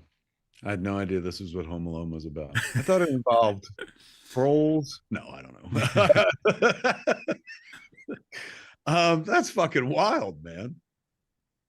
I gotta check this picture out. So Home Alone could be bright things in its future. It sounds like It's gonna take off. it looks like it could do some shit. I'm stuck more on the like anybody who lives in the Chicago area. Do you take a taxi to the airport? Like I fucking you came from back there, man. Well, there were nine or 14 of them, I think. So they took airport shuttle vans. They had 1 or 2 airport shuttle vans. I guess my point though is why wouldn't you bring your car and leave it in like long-term parking? Because I think the cost associated with it back then, taxi was probably cheaper than parking the cars. Plus, they had 2 cars. But taxi ain't gonna be cheap unless they live like 2 blocks from fucking O'Hare, and nobody lives 2 blocks from O'Hare. But it was where'd they live in Home Alone, a rich suburbs. Kenilworth, out by the lake, like where, kind of like where I grew up. How much that cab ride gonna be? 80s numbers, 90s numbers. How much is a ride from Shermer to from Shermer? Back then, like I don't know, $15-20 probably. It's not very far. It's maybe I don't know. It's like a 20-minute drive. It's closer than you live to LAX. It's much closer than that. You're out of your mind. Let me tell you something about Chicago. I love the great city of Chicago. I cannot stand the drive from O'Hare to the great city of Chicago. How these two things aren't closer. It reminds me of the drive from the fucking Pearson to Toronto. It just feels, it takes forever, man. Really does. I feel oddly enough that I can make it from my house to LAX in a half an hour if like I don't give a fuck about other human life. The suburbs are closer than the city though to O'Hare. That tracks. Yeah. So that makes sense then. Yeah, it takes you a minute to get out of the fucking city and shit like that. Yeah. So it's your trip to like the house I grew up in, or like Jay and Silent Bob looking for Shermer, Illinois would have a much easier time going from O'Hare to Shermer than they would O'Hare to the city of Chicago. True. It's a good thing they didn't have to go downtown and shit. Take lower Upper Wacker Drive to get to the airport. Yeah, they could have encountered the Joker. I can't believe this show has devolved into a Home Alone breakdown of like, wait, are you serious? That's what this is about. Would a cab be cheaper than taking your own car? Yes. That's definitely the Home Alone conversation of an adult, a grown-up and shit. No one, when they were a kid and watched Home Alone, was like, what do you think that cab ride is, Ma? I'll buy this.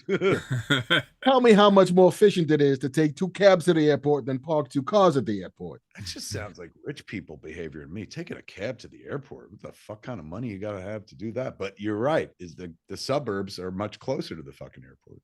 Mm-hmm. And also, do they not have fucking friends? To me, taking a fucking cab to the. And I think there was like relatives that could drop you off. I think there were like 14 of them because it was Kevin's family and the dad's brother's family on top of it. So there was like 8 or 9 kids plus I think 6 adults. Well, that's like 8 fucking cabs. Plus so there's it was are you squeezing? That's a fleet of cabs.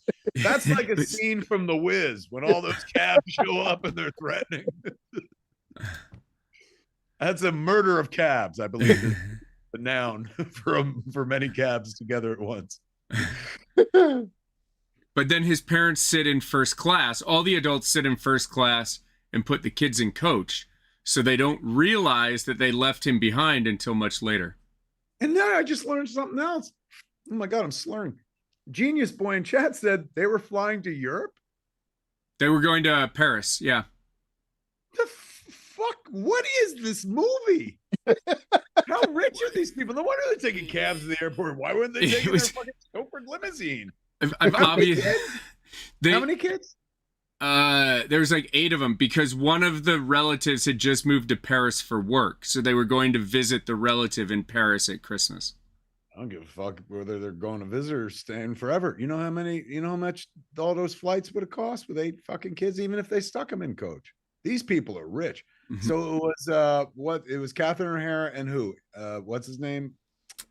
Oh fuck, what is his name? I don't remember. Wonderful actor. He was in Big. He was the guy who was like Tom Hanks, like, I don't get it. Yeah. And he was is that the same guy? I guess it is. Fuck, what's his goddamn name? Wonderful actor. He passed away, I believe, a few years ago. But in The Sopranos, he's in like the dream sequence. John Hurt. Oh, John Hurt. Yes, he's in the dream sequence. He sings like a cappella once, twice, 3 times a lady. So a lot of people in chat are going, I came here for He-Man talk. You missed it. Yeah. Sorry. And you missed history, kids. As Mark fucking lifted the loincloth and was like, I have the power. Yeah, holy shit. He got his hands all around that sword. It's a fucking beautiful day. Mark fucking loves a movie. Yeah, I mean, that's the perils of a 90-minute podcast that we haven't even rounded the corner into news yet. You're gonna miss some shit if you show up late. True. It's absolutely true. Okay. All right, watch one more thing. Yeah, let's hear it. Were you a watcher of Interview with a Vampire? Did you see any the feature of the TV shows? No, I've not. You should watch the TV show. The first 2 seasons of Interview with the Vampire are majestic fucking television. This is an AMC show, correct? It's an AMC show. You can now watch them on Netflix. But they just launched what is technically season 3 of Interview with a Vampire, or season 1 of The Vampire Lestat. Because it now shifts the focus away from Louis Dulac to Lestat de Lioncourt. So the first episode dropped, I think, yesterday. It's pretty great. It's a complete tonal shift. It's a complete departure. It's a complete reinvention of a show. But I loved Interview with the Vampire. It was in my top 10, if not the top of the top 10, the first year that it came out. So yeah, it's pretty great. And so I'm strapping in eagerly for the rest of this season. Kusma in chat said the TV show is a masterpiece. Yeah, it's holy shit. Sam Reed is so good. Who's Sam Reed play? Lestat? He plays Lestat, And in The Vampire Lestat, it's very much Lestat as a rock star, which they do in the books. Yeah, that's in the books, right? I remember that from the comics as well. When they did, they adapted the comics back into way back in the day. They adapted them into comics. Yeah. It's great. I will give it a shot, Ski, man. I've been doing a classic HBO rewatch. So I rewatched The Wire a couple months ago. We rewatched True Blood last month, and we just rewatched The Sopranos. That Sopranos rewatch really spoiled TV for a couple days. Tough to fucking find something like that touches the quality of that show especially when you're just binging it. So I think I might. My wife, she don't want to do it, but I want to go fucking down the 6 Feet Under hole. I was about to ask you. That's the one I would like to watch, but she's like, I can't handle that. She's like, she's like, the older I get, the more sentimental I get. I don't want that shit. Well, I look forward to your 1st and 10 / Dream On thoughts once you. Yeah. Well, Arliss next. I'm falling down. I'm going straight up the Arliss hole. No. Yeah. And land on some Ben. Give me some of that Ben goodness. That Brian Ben goodness. Oh.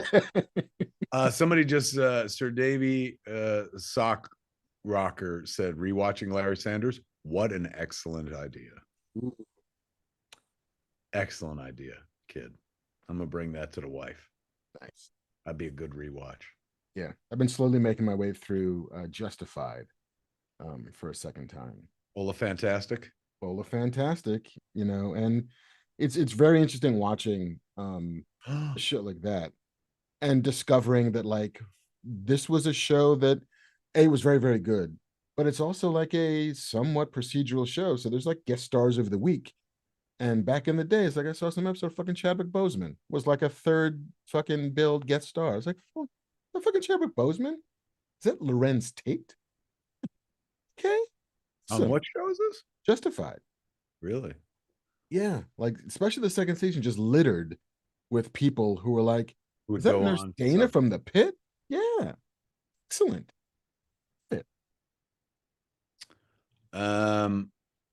Somebody said something in chat that I was like, oh shit, we should touch on that. Hold on.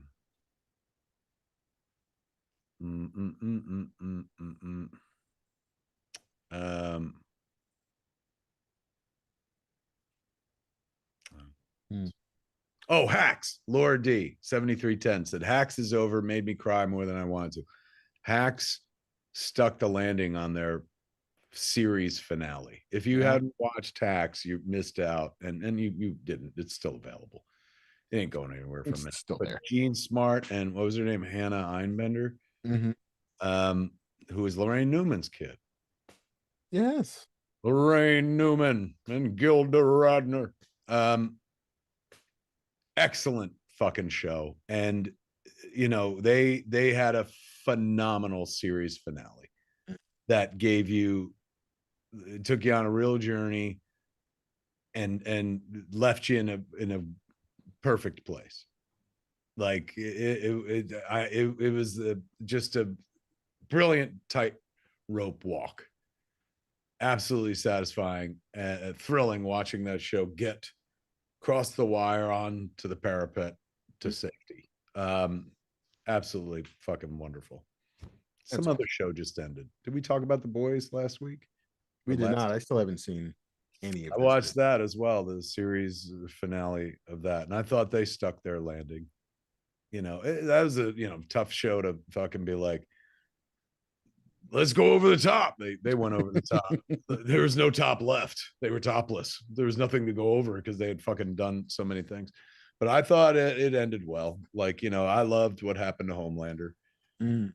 I felt I was satisfied with that. But so yeah, I enjoyed that. I'm trying to think, what else did I fucking watch? Built by Pop says Mad Men was a great rewatch. Yeah, I can't get my wife to rewatch fucking Mad Men. Did you watch it the first time or no? She did. She enjoyed it, but she's like, I'm not watching that again. No, I think it's tough. It's not a show it's a show about an era in which, you know, women were. Are you saying she doesn't have a good time with misogyny? I mean, like, but again, we watched the show, but like, she's like, once was enough. I don't. Oh, good. She's like, I don't want to remember the bad old days. Yeah, but Hacks, fucking beautiful, beautiful ending. Moment K in chat wants to know if we will ever come back to the cantina. Yes, we will. Moment K in chat. June 23rd. June 23rd, kids. Come see me and Mark. We were talking about it earlier. You might have just popped in. We've been doing this for 90 minutes and whatnot. Come see us June 23rd at the Scum and Villainy Cantina. The last time we're ever probably going to do Fat Man Beyond live from the cantina as we know it, because after that, Mark's going up to Vancouver to work on what show? God of War. Fucking the rich just get richer, kids. There he is, making more TV. He's going to be up in Vancouver working on that for a while. So when he comes back, it ain't till when? The fall? The Christmas? When? November?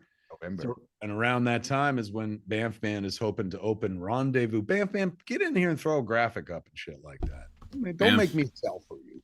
Help me out here. Throw up some, show him that little fucking commercial or whatever the fuck. Like that little video. Oh, where do I have? I don't know if I got the. Where's my video? Scum and Villainy Rendezvous, kids. You want to be in on this action. Own a piece of geek history, man. There it is. If you build it, and he's building it, you will come hard. Oh, it's gonna be amazing. Oh my god, it's gonna be cool. It's gonna be as much as we like Scum and Villainy. Rendezvous. Oh, it's gonna be like Scum and Villainy times fucking 4. It's the second floor, for God's sakes. Get in on that ground floor, kids. I got money in it. Mark's got money in it. Oh yeah. It'll be the best we know place. That Marc has a history of club owning in his blood now. We didn't know that until tonight. Now it all makes sense. My middle name is Impresario. Marc Impresario Bernardin. It's gonna be the best place to see Fat Man. Like we have designed it so that, you know, now if you're watching the show at home or whatever, like people walk in front of the camera and like you guys play to the camera, but there's only like the one booth that Jamie Cattiers always sits in and Kevin Conroy. Like now you guys play to the entire room, and the bar is at the back and the stage. We have a stage up at the front. So it will be, it's going to elevate Fat Man Beyond like you would not believe. Plus like every other thing that we do, programming wise, hangout wise, everything else. So yeah, check it out. You can be a part owner too, like Kevin and Marc, scumandvillainy.com. If we hit the $750,000 threshold, it unlocks challenge coins. It unlocks at certain levels, Kevin doing your podcast, all sorts of really cool perks for everybody. Even if you put in before, tell your friends, because even if you put in $100 3 months ago, you tell your friends, they each put in $100. We get up to $750. You get extra stuff. You get extra free shit. You heard it. Doesn't cost you anything extra. Just sharing with your friends. Vinewood OG in chat says, perfect time to start a business. Well, yeah.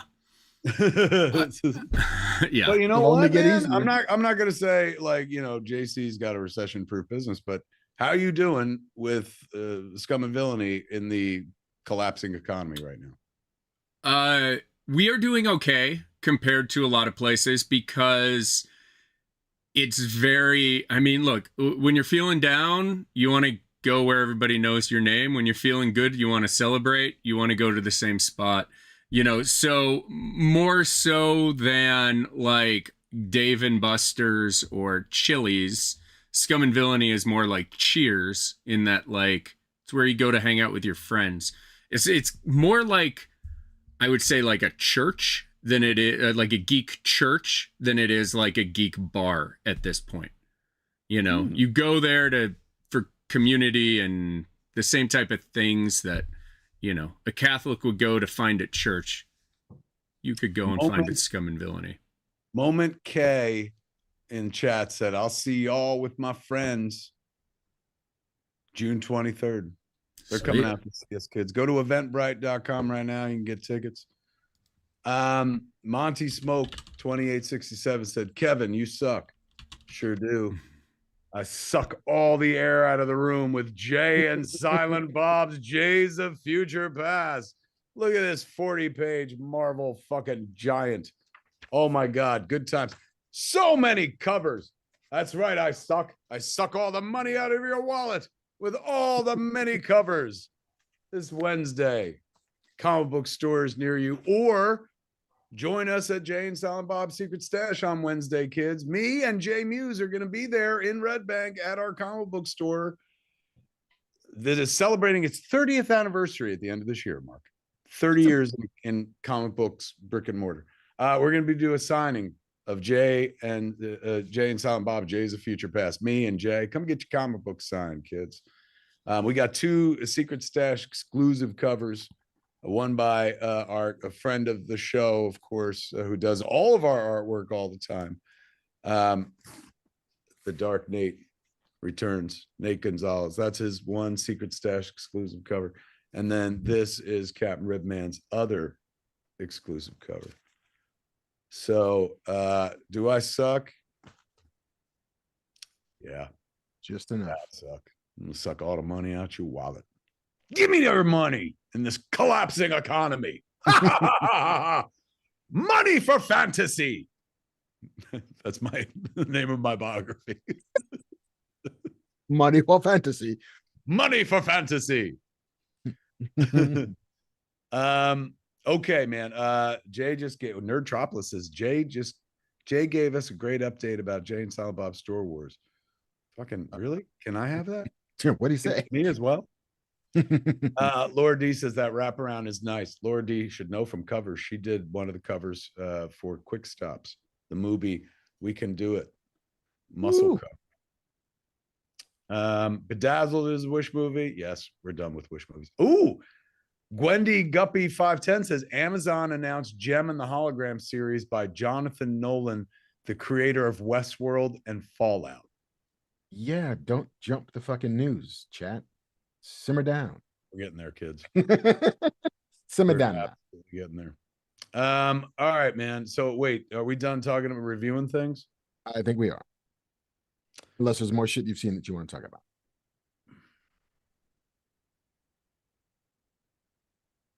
I don't think so. I think no. I was mostly writing, watching The Sopranos and shit. So I don't have reviews of many things, and I will be going to see Masters Universe on Sunday. Smile Castle Cinemas. You want to watch it with me, kids? Come to Smile Castle Cinemas on Sunday and at noon and watch Masters Universe. Besides a guy who worked on Masters Universe, incarnation of Masters Universe, not this movie. But you just heard fucking Mark gave it a huge review. Dick Smoker in chat said Kevin Smith doesn't suck. That's right. He doesn't suck. You know why? Because he's got these comics coming out this week, kids. Suck or not suck. You can't stop Jay's of future past. Suck. All right. Let's do the news. The All Burrows, right. they're asking in chat. The Gooch 68 said the Burrows, haven't seen it yet, but I hear Me good. neither. Me neither. Jim Tomlin asked, did you guys finish Spider Noir? I have not. You? Me neither. All I got through was the pilot. Same. I'll get there. Or I won't. We'll see what happens. Haymaker 710 in chat says, you've been told 2 times, Kevin, you kick up to Johnny Sack.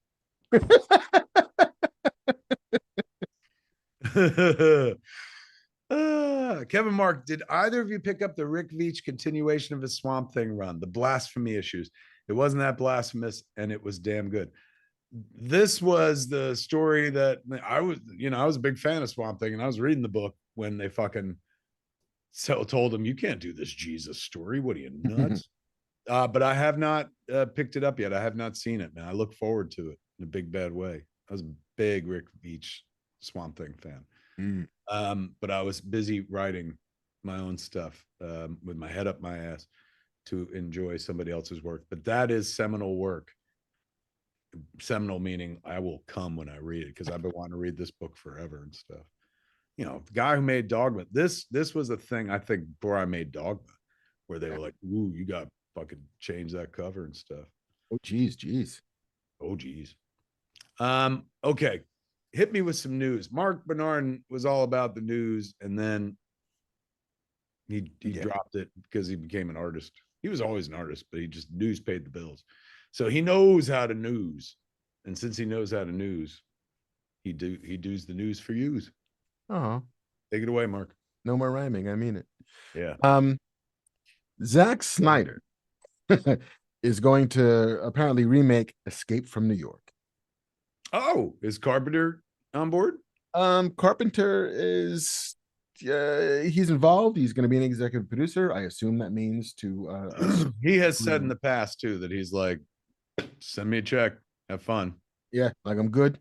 He's not real precious about it. You know, he's like, and I'm not saying just this, just in general. He's like, yeah, he likes to play his video games, from what I understand. Likes to play his video games. John Carpenter, an absolute genius. One time I fucking made fun of Escape from LA or whatnot, but like, let me tell you something. John Carpenter is a true artist, and fucking Halloween still remains one of my favorite films of all time.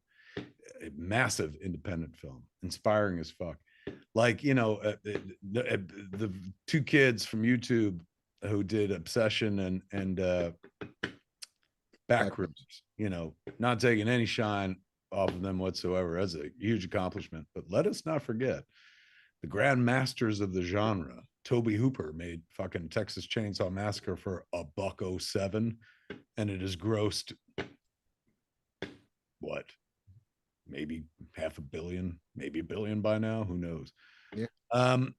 And John Carpenter made Halloween on the cheap. Yep. Sam Raimi made the first Evil Dead for like 50 grand. The second one for like $1 million. Just goes to show you, kids, you don't need a lot of money. If you got an idea. I do. To make Jay and Silent Bob Store Wars, I need a lot of money. Anybody want to invest in motion picture out there? Anybody want a peanut? Zack Snyder's going to do it. Where's he doing this, for Netflix or? It's unclear where it's going to land. It's being put together. It's being taken out to market in the next couple of weeks. We don't know yet what Snyder's take is on the material, but it is quote unquote, at least according to the Hollywood Reporter, known that Snyder aims to make a more down and dirty movie using plenty of practical effects or locations, like he did when he remade Dawn of the Dead as his feature debut, rather than something more overtly slick and produced like Batman v Superman, Dawn of Justice. This is not the first time that Hollywood's tried to remake Escape from New York. Len Wiseman took a shot. Brett Ratner and Breck Eisner were playing directorial musical chairs. Gerard Butler at one point was attached to play Snake Plissken. Robert Rodriguez was going to direct a version when the rights were back at 20th Century Fox, as was Lee Wanell from the Saw movies. Because it's a great fucking everyone loves Escape from New York, man. They do. From a certain age. You know, there's some people don't know it now, young kids and stuff. Friendly Neighborhood Andy Man pointed out Curry Barker. That is the boy's name, the Obsession boy. Curry Barker just made Obsession for $750K. Yes. Yes, he did. And he is also taking over Texas Chainsaw Massacre. Same kid. Yeah. Boy who did Obsession. I keep calling him a boy because I saw a picture and he seemed rather young, but I hope I'm not insulting him or something. But the kid who made Curry Barker, let's just use his name, is apparently doing Texas Chainsaw Massacre. You know, I haven't even seen this Obsession, but from what I've seen and what I heard from my fucking kid, I'm like, good, give him Texas Chainsaw Massacre. I want to see more from him. I ain't even seen the first one yet. Let him do more things. Kids. Oh, what do you got? Here's news. Jeter's Jay and Silent Bob's Banana Hammock now in stores wherever the fucking they sell Jeter in whatever states and stuff. Come swing in the banana hammock. I'm about to.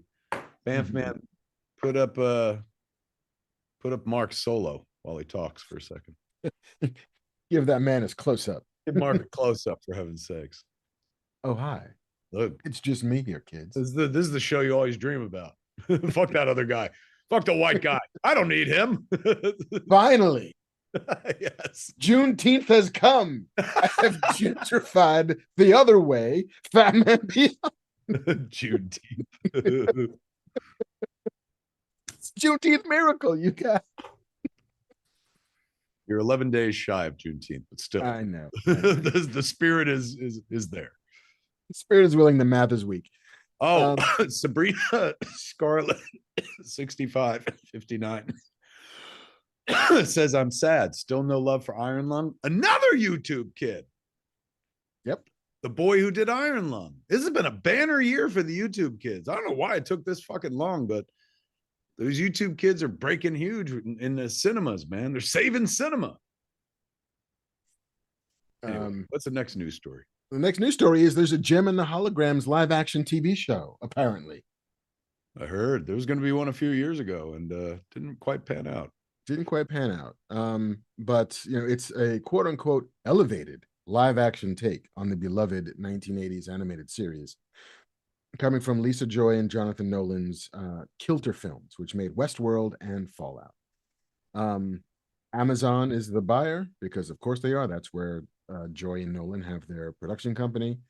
There is not very much known about what the version is beyond, somewhat grounded / elevated take on it. There is no word on who's writing and or directing, although it would not surprise me if Jonah Nolan or Lisa Joy are deciding to do both.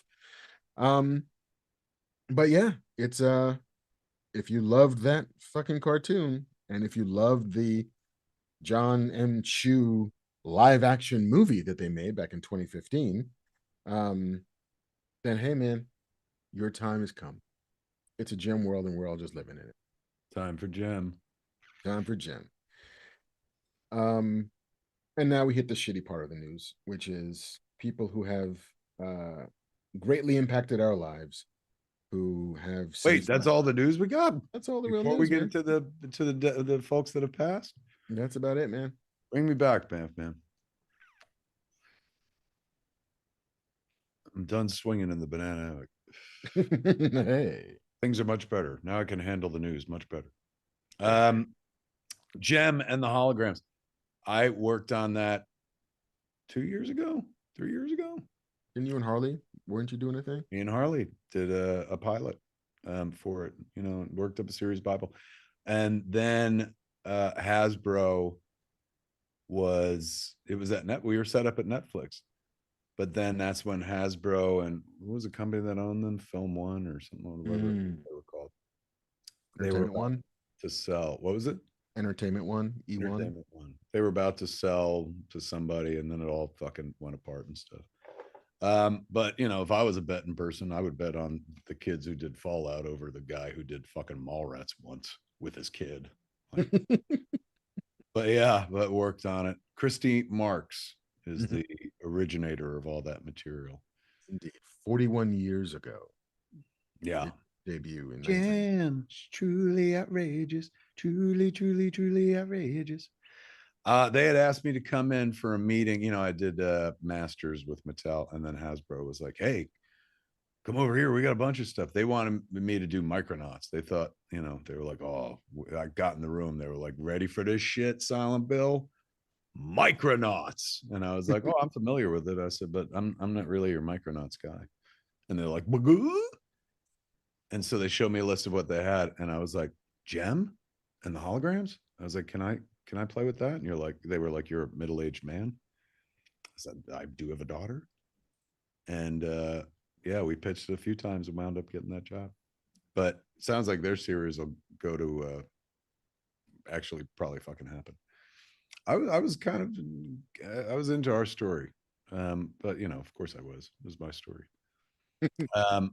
But it was somebody in chat was like, Kevin was planning to write Gem off for 3/4 of the show, like as a He-Man joke or whatever. That was not the case at all. It was a story that took place though in 2 eras, because it was about, well, you know what, to be fair, Gem was missing for a lot of the fucking show. That's what they wanted though. They wanted a mystery. So the whole thing was like lost. And so, but Gem was in all the flashbacks, and that's where you saw her in the 80s, but she wasn't in the present. And so the people in the present had to find Gem. But yes, I was getting ready to be like, fuck you. But that was the plot. Gem wasn't going to be there. Guys, I got an angle. Yeah, I was like, look, when I do a kid's cartoon, what I do is take the most popular character, remove them from the board, just to see what happens. But yes, it was about the search for Gem, who disappeared. I was very happy with this. I mean, it ain't happening anymore, so fucking maybe we'll read it on the show one day. Oh yeah, whole ass fucking script. But like it opened with Gem and the holograms performing on stage at Live Aid in England, and then getting on a fucking plane so they could Phil Collins it and get back to Philadelphia. Hell yeah. Perform there on the same day. But when the plane left London, it never got to Philly. and the plane disappeared. So Jem and the hologram, it was very Buddy Holly, but like, you know, they could never find the crash. What happened? So it was all about that. Spoilers, Mark. It had everything to do with her father, Jem's dad, was the guy who invented the hologram technology. The Russians wanted it because it was, you know, they used it to project the image of Jem and the holograms from her earrings. But the Russians wanted it for war suits, like holographic war suits and shit. Fucking Putin. So now you can see why they didn't move forward. No, I don't know. They didn't move forward because the whole fucking company was about to be sold and shit like that. But yeah, man, we got paid Netflix money to write that script. Good fucking times. Not as good as times as they're gonna have, man, because those fuckers get shows done. That guy, they listed 2 shows that he's actually had made. So I don't think I'm ever gonna get to make a fucking show. Yeah, you will. Pitching and pitching. I've got more pitches coming up, but nobody wants what I'm selling, Mark. They're like, you know what you can do in TV? Watch it. It's like, oh well. damn, truly outrageous, truly, truly, truly outrageous. Whoa, jam. Maybe you should have worked maybe a climactic third act fight with a Russian boxer and somehow have that fight solve. I didn't know that wasn't gonna happen. I'll tell you the other thing that we were gunning for: Courtney Love as the lead singer of the Misfits, who did not disappear. So she aged. You know what I'm saying? From Pizzazz like aged in the real world, but Jem and the holograms didn't because they disappeared. Where did they go? That was the whole mystery, Mark.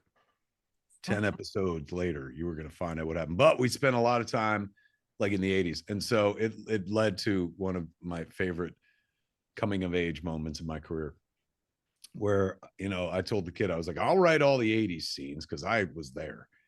I was like, you do all the modern stuff.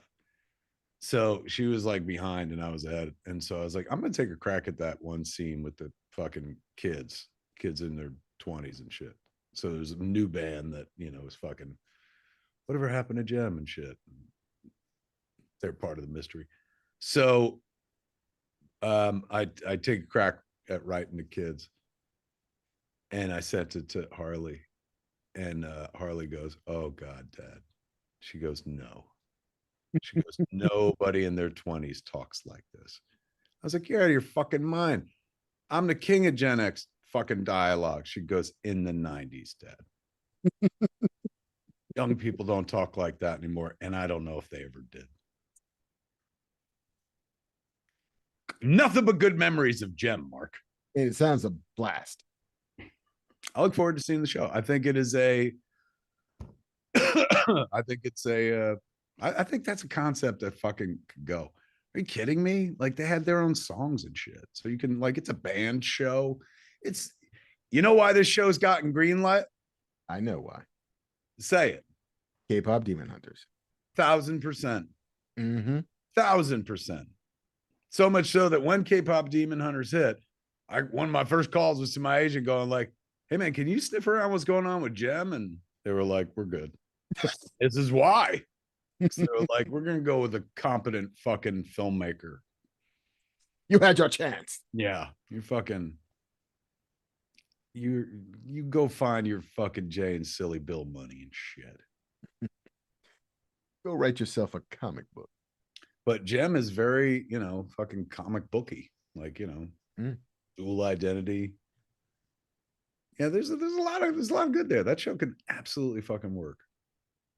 I wonder if they're gonna make it period though, or if they're just gonna like modernize. You know, they made a movie a few years ago, but they only had like $5 million to make the movie, so they didn't really like, you know, fucking do the cartoon.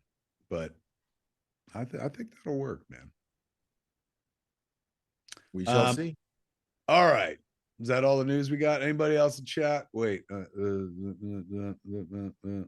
Anybody else? Why am I talking to chat as if they can fucking hear me?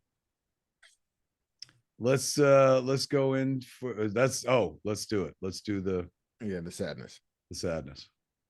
Marsha Lucas passed away. Oscar winner, Marsha Lucas. Yes. When it comes to Star Wars, not many Oscar winners, a lot of nominees, but a lot of nominees, a lot of like below the line technical Oscar winners, like John Williams, being one of them. But she was, and by all lights, was acknowledged even by George, the person who made Star Wars what it is. There was the lore is there was versions of that movie that just did not work. There were versions of that movie that Luke was a whiny bitch. There was versions of that movie. He still has a bit of whiny bitch to him. There were versions of that movie where the trench run sequence just was flat out boring.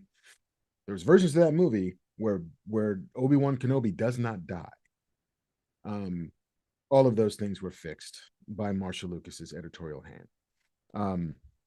Granted, she did not cut the movie alone. She worked with two other editors, Paul Hirsch and Richard Chew. The three of them together all won Oscars for best editing. But she was a fucking wizard. She understood story. She understood what the audience knew and what they needed to know. She understood pacing and character. To the point where, like, not only did she work with George, she was an assistant editor on THX 1138. She then went on to do, of course, Star Wars and Empire, and worked on Jedi, I believe.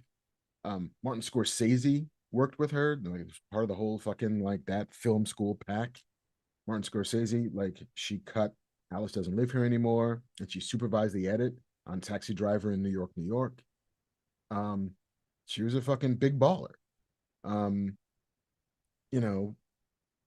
And then she and George split up.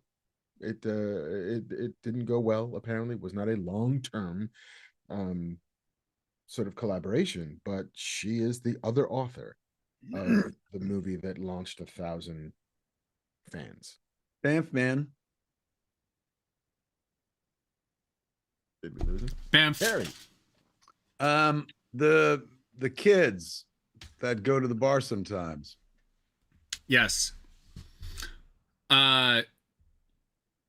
Katie and Jet are post Marsha. Amanda, I believe, was adopted when Marsha and George were still together. Amanda is the oldest, who makes a brief appearance in some of the prequel movies. She's my age, 45, I think. Your thoughts on the passing of the editorial giant Marsha Lucas, who walked away with 10 for cutting Star Wars, was the point we were making earlier. Yeah. I think it's funny. I don't know. I've read all of the George biographies that obviously go through the Lucasfilm filter, right? Like, there's the story as it happened and then the story as it's written, kind of. But I know she just did a screening of Star Wars not too long ago where she spoke after it, and friends of mine who went really loved it.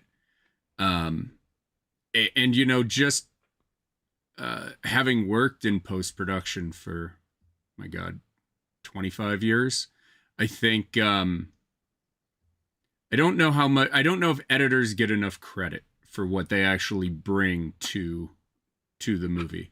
Sing it, sister. You're talking to somebody who thinks of himself more as an editor than a director, which is fine because that's what most critics on the internet think as well. But they don't even think about it an editor. But they agree with that. You're not a director part. But I see myself as an editor who just happens to direct the stuff that he's editing. I mean, you can really, as an editor, change an actor's performance, change the tone of a movie.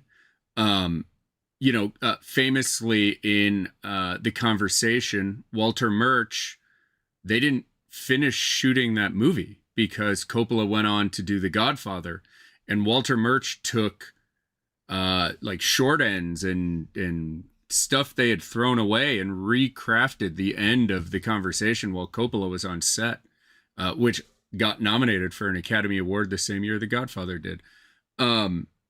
So, I think I would believe all of the hype that Marcia got kind of in the last handful of years of, how many of her fingerprints are actually on that movie and how she helped shape it and get it over the finish line. And I think she was really tight with Scorsese as well, and did a lot of work with him. Yeah, there's some great quotes from George in Rolling Stone back in 1977, where he says, my wife, Marcia, can normally cut a whole reel, all 10 minutes of the film in 1 week. I think it took her 8 weeks to cut the trench sequence. It was extremely complex, and we had 40,000 feet of dialogue footage of pilots saying this and that, and she had to cull through all of it, put in all the fighting as well. Nobody ever has tried to interweave an actual plot story into a dogfight. And he does give her credit for like suggesting that Darth Vader kill Obi-Wan Kenobi.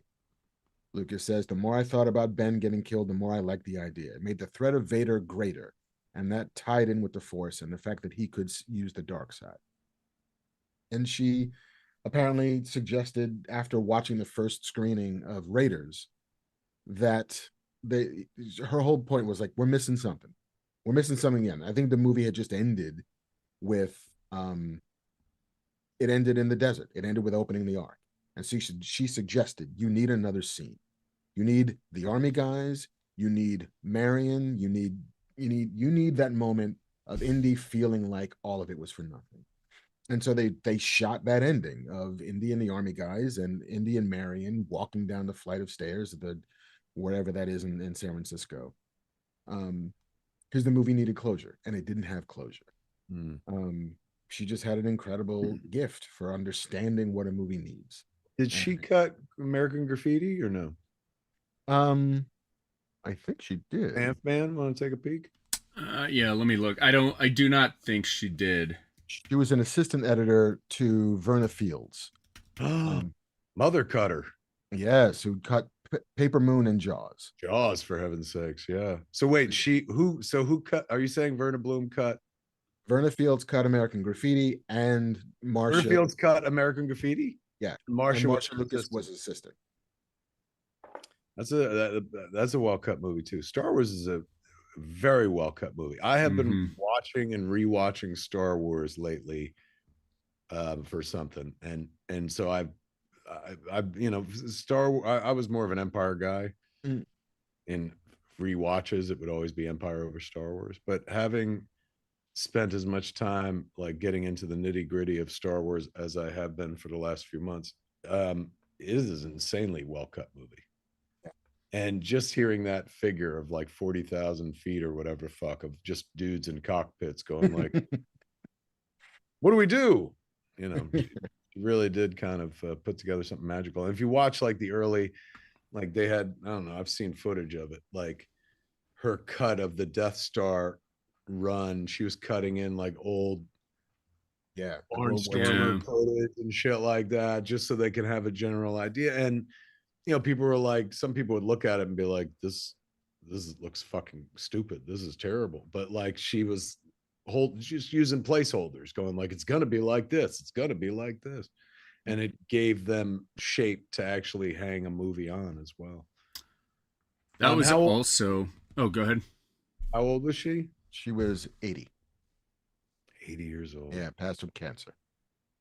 God damn it. Think about it. Like, fandom, I'm not going to say began with Star Wars, but fuck, did it coalesce and fucking thrive in Star Wars and under Star Wars and because of Star Wars. And, you can draw almost a direct line from the success of Star Wars to us sitting here fucking talking about pop culture and shit. And she had a huge role in all of that. We always tend to, of course, think of George and give George tons of credit, and rightfully so, but that movie is cut like crazy, man. Just did a hell of a job. It also, earlier in the show you were talking about, if I could go back, I'd pay attention to this or that. Looking back, I believe George's divorce from Marcia caused the sale of the intellectual property for Edit Droid, which turned into Avid editing system and Pro Tools, and the Lucasfilm computer division, which sold to Steve Jobs and became Pixar. So that moment right there, where they split and went their separate ways, caused a revolution in computer animation and digital editing way back in the early 80s. She's the Forrest Gump of a lot of fucking pop culture, it would seem. Percent. Fucking a legend and an artist. Huge bucket of win, as we say on Babylon. Indeed. Thank you, Mother Cutter. Although that's Verna Fields.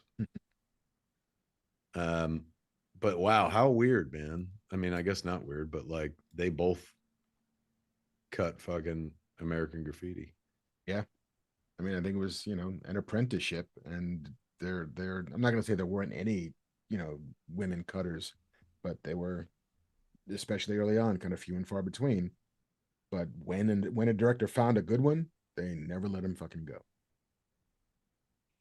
Scorsese still works with Thelma Schoonmaker. Thelma Schumacher. Yeah. It's 3 fucking massive editors. Well, and who was Sally Menke? Was Tarantino? He was Quentin's cutter. 4 massive editors who cut movies that dented fucking the culture. They all share something in common. What is it? I wonder what that is. Yes. So, moving on from that bucket of win to Anthony Stewart Head. British actor best known for playing Giles, the library watcher in Buffy the Vampire Slayer. Most recently seen as another Rupert, the shitty one in Ted Lasso, the owner of the... Oh my God, that's right. He was excellent. Yeah. As Rupert. Yeah. He's great, but he was, one of those fucking just knockabout British actors who had born in London, doing, fucking musicals and commercials and all of that stuff until Buffy showed up, and Buffy turned him into a TV star and then turned him into an icon. He was, I think, to a generation, what a dad could feel like. A dad who saw you for what you were and cared for what you wanted and what you needed. He would then kind of pop up in like Little Britain and The Iron Lady in the Margaret Thatcher movie. He was Uther Pendragon on BBC's Merlin. Vinewood OG in chat just wrote barbecue sauce. Barbecue sauce. That was one of the greatest scenes in that entire series, man. Yeah, fucking wow. God damn it, man. How old? 73, I believe. And what took him? 72. Complications of pneumonia. He passed away peacefully, surrounded by his family. I believe, and maybe I'm wrong, but I believe he also played the schoolmaster in my favorite episode of Doctor Who. Entirely possible. School Reunion. Somebody tell me if I'm correct. The one in which Sarah Jane Smith comes back, and K9, and David Tennant is the Doctor Who in question. Yes. I believe he was the I believe he was, somebody tell me if I'm wrong in chat. John Carlos McMaster says he sure did, but I don't know if he's talking about me. Yes, he's saying correct. Yeah, he was great. He has a really wonderful, I mean, he plays the headmaster of the school, and he's like a Krylon or something like that in disguise, and he has Doctor Who on the ropes about fucking like it's the Scasis paradox, and he's got the kids. The kids are using the kids to solve the Scasis paradox, and they're putting the chips that they make in school. They're using an oil that makes the kids cleverer, and at one point, he's like facing down Doctor Who when the plan is revealed, and he's just like, think of what we can do, with that knowledge to the universe. And he's like, and who's gonna control it? You. And he's like, no, you. And he pleads with them to, like, think of all you could do with the utter control of the universe. And that's when Doctor Who's like, I could stop the war. He could save the Time Lords and shit because they're all dead. And that's when Sarah Jane kicks in. She's like, no. She's like, death and pain and loss, they define. Oh, such a great episode and shit. Yeah, he's great in that too. But he almost has fucking Doctor Who willing to fucking team up and repair the universe. I should not be as surprised as I always am when you are revealed to have been a Doctor Who watcher. I wouldn't even go that far. I love that episode. I think that episode does really so many things for me because it touches back on a Who that I grew up with Sarah Jane. And it also like brings back K9, so there's sentimental nostalgia to it. It's also, that episode particularly is about like a couple that broke up and they run into each other again after years and years and years. There's a moment where he's so proud of Sarah Jane that she continued investigating, like even though he dropped off in Croydon fucking years ago and shit, that she kept up her life without him and stuff. Oh, it's such a great episode, and he is wonderful in it. Yeah, man, but fuck, as much as I loved him in that, I was not a Buffy person, but I loved him as Rupert, man. I was a big Ted Lasso guy, and that's coming back, isn't it? Yeah, season 4, I think it's like August. And I think it's America this time, right? So I don't know how much. No, it's still the UK, but it's a girls' soccer team. It's a women's soccer. Oh, is that right? It's not in America. It's he just went to America at the end of the right.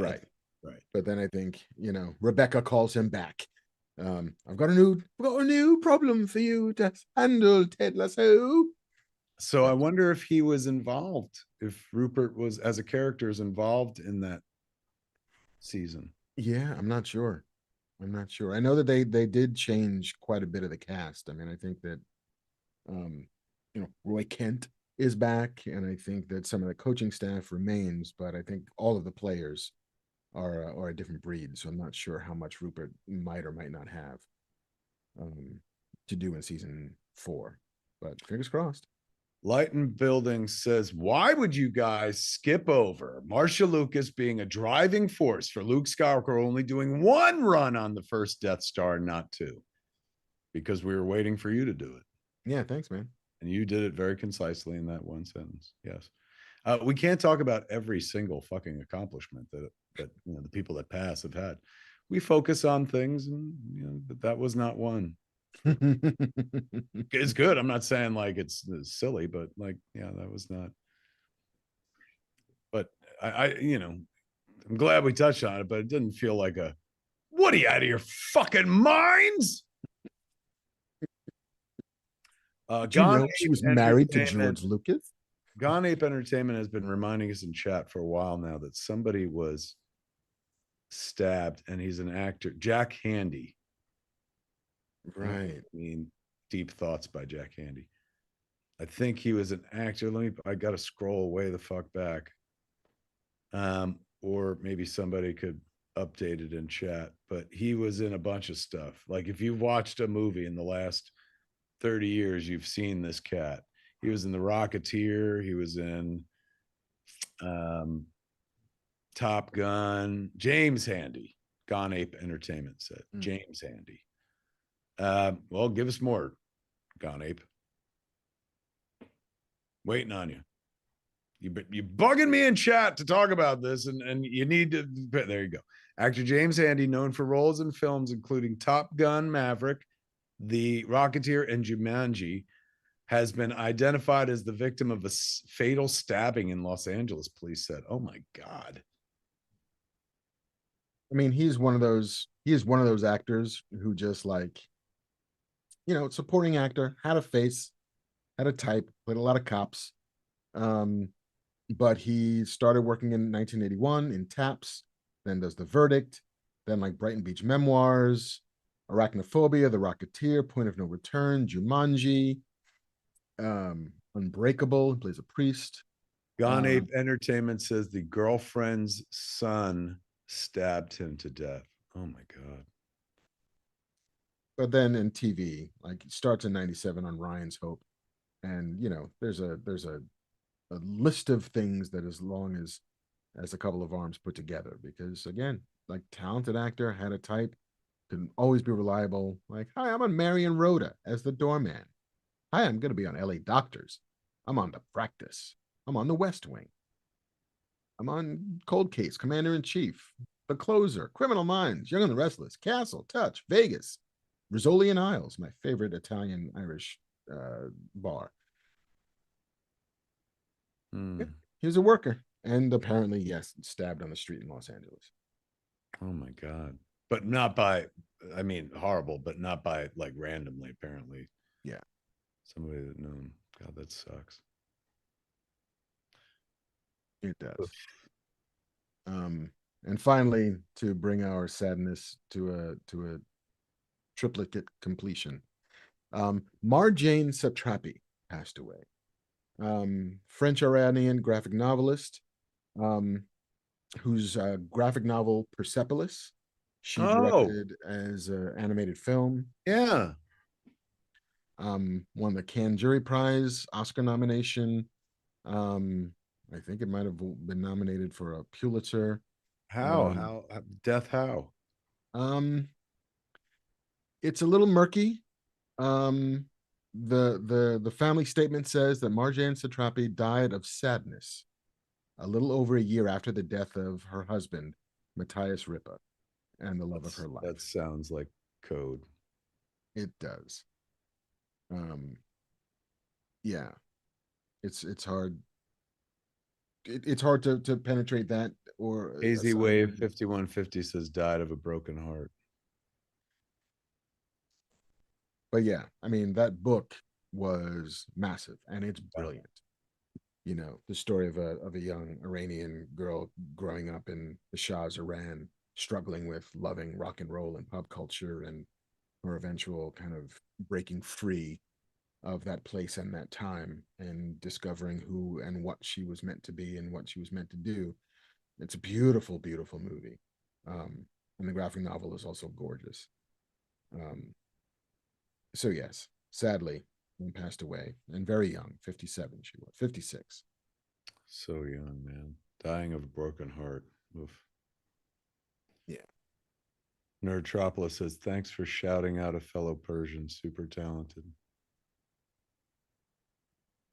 And I love that movie. I haven't seen it since it came out, but I remember feeling it was just astonishing.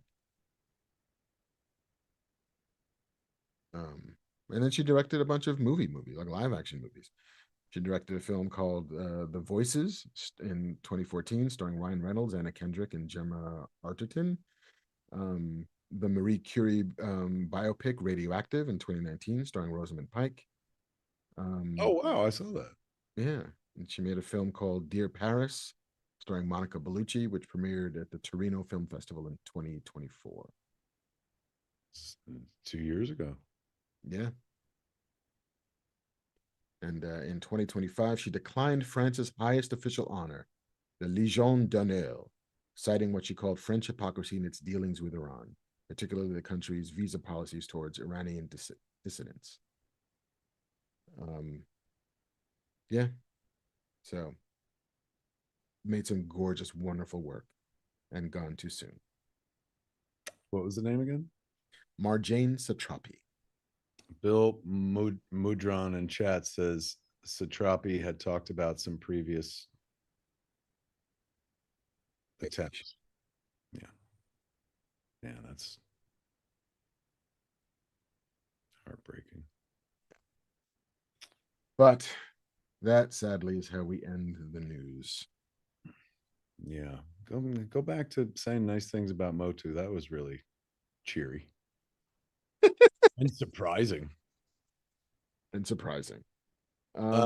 If you missed the earlier parts of the show, kids, because we have been doing this for 2 hours now, Mr. Marc Bernardin was a big fan of Masters of the Universe.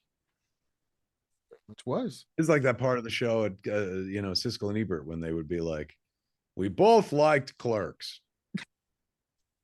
We thought it was. They did both like Clerks. Both like Clerks. Both hated Mallrats. Both liked Chasing Amy. Both liked Dogma. Never split them up. I don't think they went for the ride on Jay and Silent Bob Strike Back. I think you will never know. You might. Some will. And you probably could. Well, maybe not. No, you know what? No one will ever know now because he's passed on. And so is Gene Siskel. Yeah. But the rare thrill of a child who was raised on sneak previews and at the movies, watching Siskel and Ebert on PBS out of Chicago, while I was a child and shit, to one day watch those dudes review his first film was mind-bending. And still to this day, like fucking, like my father was deeply impressed by that. He never saw that one coming. And all the times we ever sat there and watched sneak previews and at the movies, he never imagined one day that he would see his son in one of the movies as one of the filmmakers being talked about by all of that was just one of those very rare experiences that I've had a bunch of. That was lovely. Banff. Hey, Banff, man. I play on a baseball team with a guy who has a podcast with his buddy, and they go back. It's called Two Thumbs Down, and they rewatch every single movie that Siskel and Ebert gave 2 thumbs down, and talk about it, and talk about whether they agree or why they thought Siskel and Ebert were wrong, and like basically are reviewing their review of a movie that they didn't like. Absolutely brilliant. That is a great fucking idea. I'd get behind that podcast 1,000%. What a cool fucking idea. Like, we're just gonna watch the movies that Siskel and Ebert shit on, that they were both thumbs down on. That means they're gonna watch Mallrats. I can't wait. Man, oh man. Let's do this, kids. Let's remind everybody real quick that this week, Wednesday,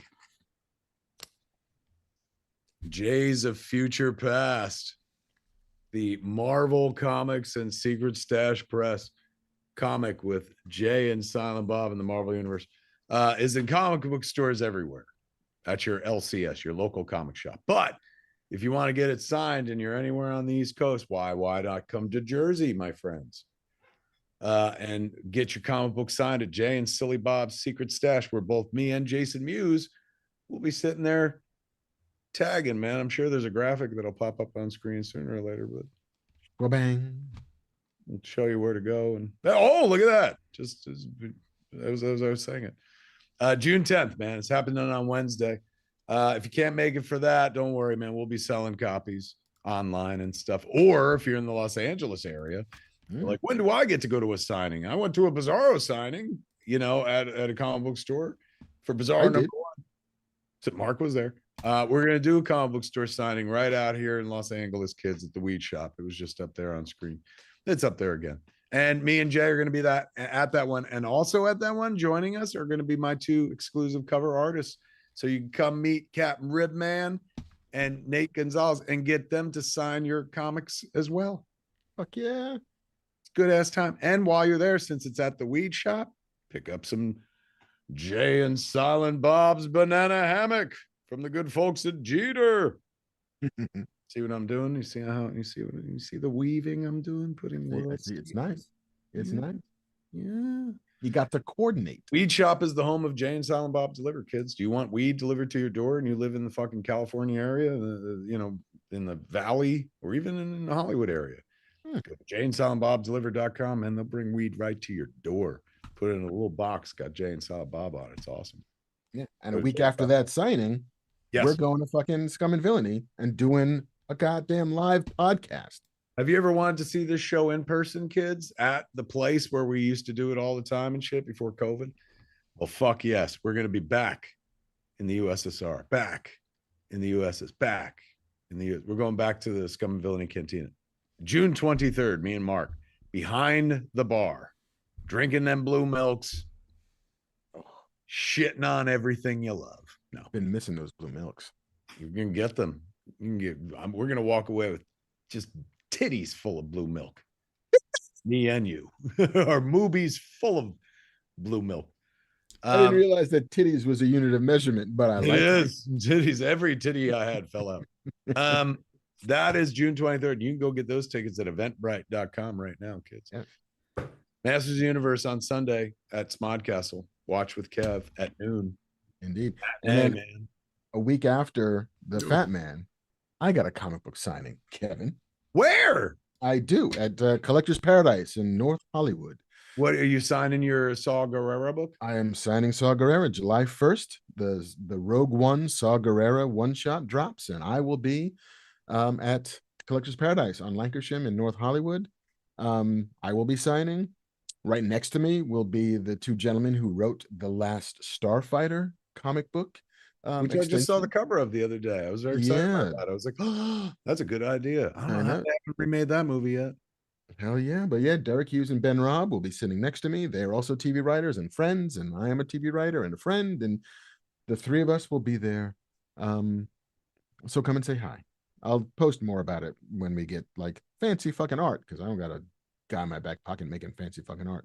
So yes, but that's Jeremy Nations Music says, Kevin, how is Ralph doing? We haven't gotten Hollywood Babylon in a long time. Well, funny you should mention it, because on Thursday of Comic-Con this year, kids, me and Mark are going to be doing Fat Man Beyond at the American Comedy Club. Tickets on sale right now. You can go to csmod.com and get them. And then on Friday, me and Jay are doing 2 shows, including our new podcast, Jay and Silent Bob are in the His House, which launches in July. And we're going to do a Comic On podcast where we're going to read Jay's of Future Past, like we did on the fucking cruise there at Comic-Con on Friday night. And then Saturday, me and Ralph, to answer your question, doing Hollywood Babylon for the first time in a red hot minute. Tickets on sale right now, kids, at csmod.com, man. Come see us at Comic-Con if you're going to be there already at the American Comedy Club. Hell yeah. All right, let us get into the Q's and the A's. Let's do it. Banff Man's here, and he's collected some of your questions. He's going to throw them at us. We're going to endeavor to answer them, and then we're going to get the flock out of here. All right. The first one, IAJ Smith 24. Who is a comic book hero you misunderstood or didn't understand until you became an adult? One more time? A comic book hero. Who's a comic book hero that you misunderstood or didn't understand until you became an adult? So a hero you thought was one thing when you were a kid, and then when you became an adult, you were like, oh, I understand that completely differently. That's a great question. I mean, well, I understand when I was a kid, there's a very brief mention in one episode of Batman, 1966 Batman, where he talks about like his parents dying, if I remember correctly. But generally speaking, that was not a big part of my Batman mythology as a child. Like, I didn't watch fucking Batman with the Dutch tilts going like his parents were killed in an alley. Like, it was like, oh my God, Batman's fighting the Riddler. He's fighting the Joker. So when I grew up and fucking, I think it was like the Dark Knight Returns was like my first exposure to Batman, not just the Adam West Bright Knight Batman, but who was my Batman growing up as a kid. But Batman was a character that I understood differently as a child and understood,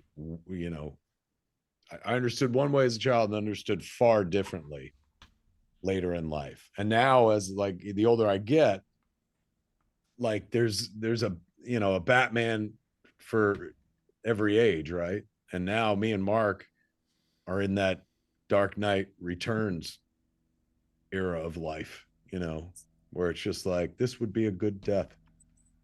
And that's us just sitting on a turlet, that ain't even us on Ferris track, maybe risking our lives in a fucking car. That's just us trying to get up from the toilet going, this would be a good death. Bear down. I like that one fucker on The Sopranos. That was really haunting. Of all the deaths on The Sopranos, just having rewatched, I forgot about the one fucker who was on the toilet going, Profaci from fucking Law and Order, man. And he fucking dies. He has a fucking stroke or whatever the fuck. Scared the shit out of me. I was like, never mind like the mob. That's scary enough. But like dying on a toilet? The back of the Bing? Oh, what a way to go. HBO loves a good shitter death. Because that's how Tywin Lannister buys it. Just sitting on the fucking crapper. I mean, he had it coming. He's literally picking a fight with his kid while he's holding a crossbow. You don't say shit like, fucking negative shit in that moment. You don't have the balls to shoot. Man, that is a true trope right there. You don't have the had to have happened first somewhere in media, books, movies, TV shows. Somebody had to do like, I remember Raiders of the Lost Ark, the moment where fucking, and then he just shoots the guy. It was so fucking massive because it was just a subversion of a trope where they were like, fuck this. And he just shot the fucking guy dead. Marsha Lucas came up with that moment too. I'll have you know. No. Well, I thought it was the Harrison Ford had dysentery. Yeah, that's the true story. Yeah, it was like I don't want to do this whole scene. I'm just gonna shoot the guy. And they're like, that's great too. I got blanks in the gun. Fuck it. I gotta go take a shit.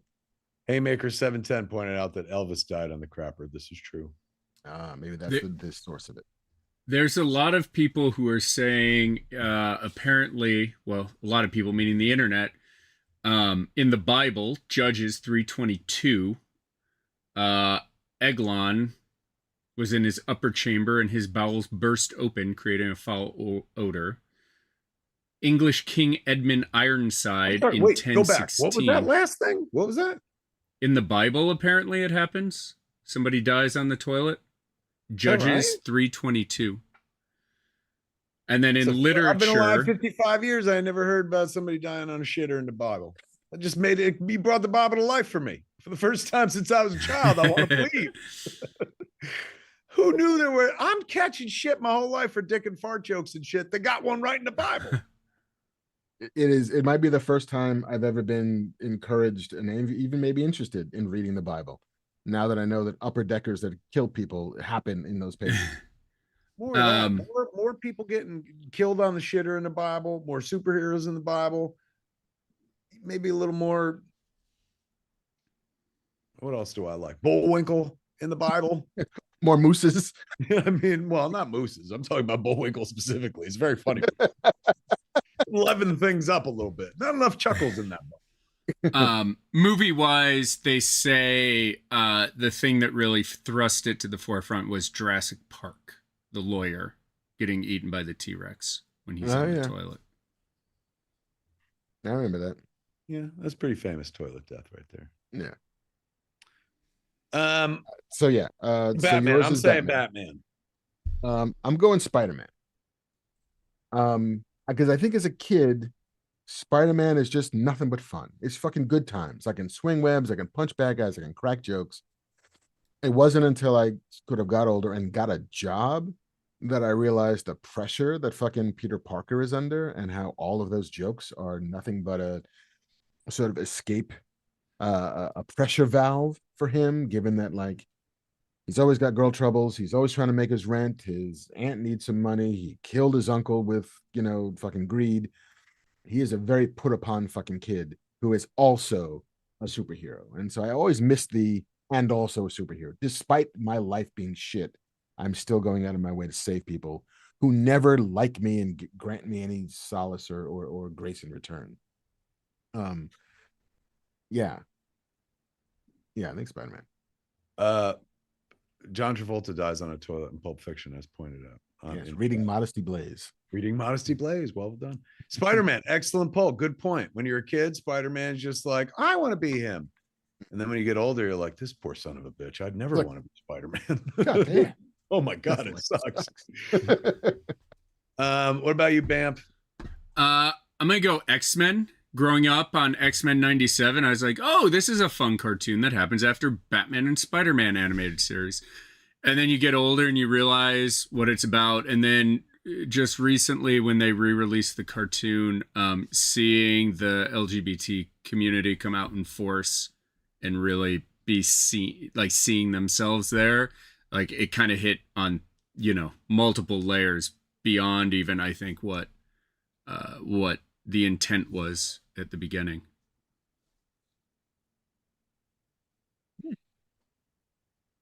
John Travolta dies in a bathroom, but he's not on the toilet. I thought he was on the toilet. Oh no, he's coming out of the bathroom. Right. Good point. Well remembered, kids. He's here to flush, and Bruce Willis turns, and he comes out of the bathroom, but he gets blown away and he dies in the bathroom, but he ain't on the shitter. Yeah, he dies into the bathtub. Thank you, Chad. Good eye. A lot of people in chat going, hey, after he used the toilet. We will not tolerate this Vincent Vega slander. Kevin forgot his own toilet death scene. What was that? It was Dogma? Jason Biggs in the Ghoulies commercial in 4:30 movie dies on a toilet. My God, you're right. I did forget it. I got 2 toilet deaths in a movie. I'm straight out the Bible. Not a toilet death, but the No Man, the Golgothan, comes out of the toilet and he kills some people. So I guess that kind of counts. But you're right, man. Fucking the booties. Yeah. Oh, booties. That's right. Not ghoulies. Booties. Dino Nut 80 in chat said, not a comic book hero, but King Triton in The Little Mermaid. When I was a kid, I hated him, but as an adult, as a parent, I understand where he's coming from. You were going to be like, he died on the toilet. I was like, I don't remember that scene from the Little Mermaid cartoon or live action. I want to see that. How does it? Where does it come out on a what mermaid? Happened to King Triton? Oh, he dies on the toilet one day. To be fair, the ocean is the world's toilet. So. It's true. So wherever he's going to die, filled with shit. The ocean is the world's toilet. Marc Bernardin. Join me on National Geographic Presents The Ocean is the World's Toilet, narrated by Richard Attenborough. Jason Lee in Dreamcatcher, he dies on the toilet? DJ Kento says. I cannot verify that information. John Hart 7704 says in Unforgiven, one of the bad cowboys dies on the outdoors toilet, the outhouse, if you will. As he should. Hell yeah. Fuck that. You shit. better bury Ned right, or I'll come back and kill all you sons of bitches. What a fucking killer line. And excellent delivery. Did I read somewhere recently he's officially given up directing? Retired from directing. Has he? Yeah, I mean, it said Eastwood, 98 or something like that. So he's up there, but yeah, I guess don't dare him. He's officially done. And I don't think he needs me to say it, but well done. What a fucking, he's got some bangers in his directorial fucking stable, man. He was unarmed. He should have armed himself. Which one's that? And it's also Unforgiven. When Saul Rubinek is pointing around, say he was unarmed. Well, he should have armed himself. God damn it! I killed everything that walks or crawls at some point. And little Bill, I'm gonna kill you. Now you're making me want to watch that movie. I know, me too. I'm not a Western fan, but fucking that was a wonderful. Who else is it? Is Tommy Lee Jones in that as well? No, it's Gene. No, it's Gene Hackman. Him, Morgan Freeman. Morgan Freeman. That's it. Yeah, you better bury Ned right, or I'll come back and kill all you sons of bitches. And it ends with him burying, because it's not Coward of the County, but it starts with a guy who used to be a killer who's living a good life. And then something fucking trips him, and then he goes ham and starts fucking taking people out. Yeah, because he used to be like the worst of the worst. Yeah. He used to be basically then he found love. Right. I'm married, had a couple kids. And then Ned, played by Morgan Freeman, comes to him saying, hey, come with me and we'll do this job. One last job. And so they go out also with the kid, who I don't know gets a real name, but he's some young whippersnapper who has lived by the stories of Ned and William That's Money. right. Yeah, that's right. He's always like, yeah, man, we're gonna kill people, and they're like, you don't know what killing's about. Yeah, hell of a thing to take a man everything he's ever had or gonna have. It's awesome. And then Ned dies. Spoilers for a 30-year-old movie at this point. But yeah, Little Bill, played by Gene Hackman. He's the bad guy, right? He's the bad guy. He's the bad guy. He's a sheriff in a little town that he rules by fear, and a bunch of sycophants who believe him. And yeah, it's about a man descending and rekindling the bad old days. And he uncorks the demon one last time to go in and take care of Little Bill.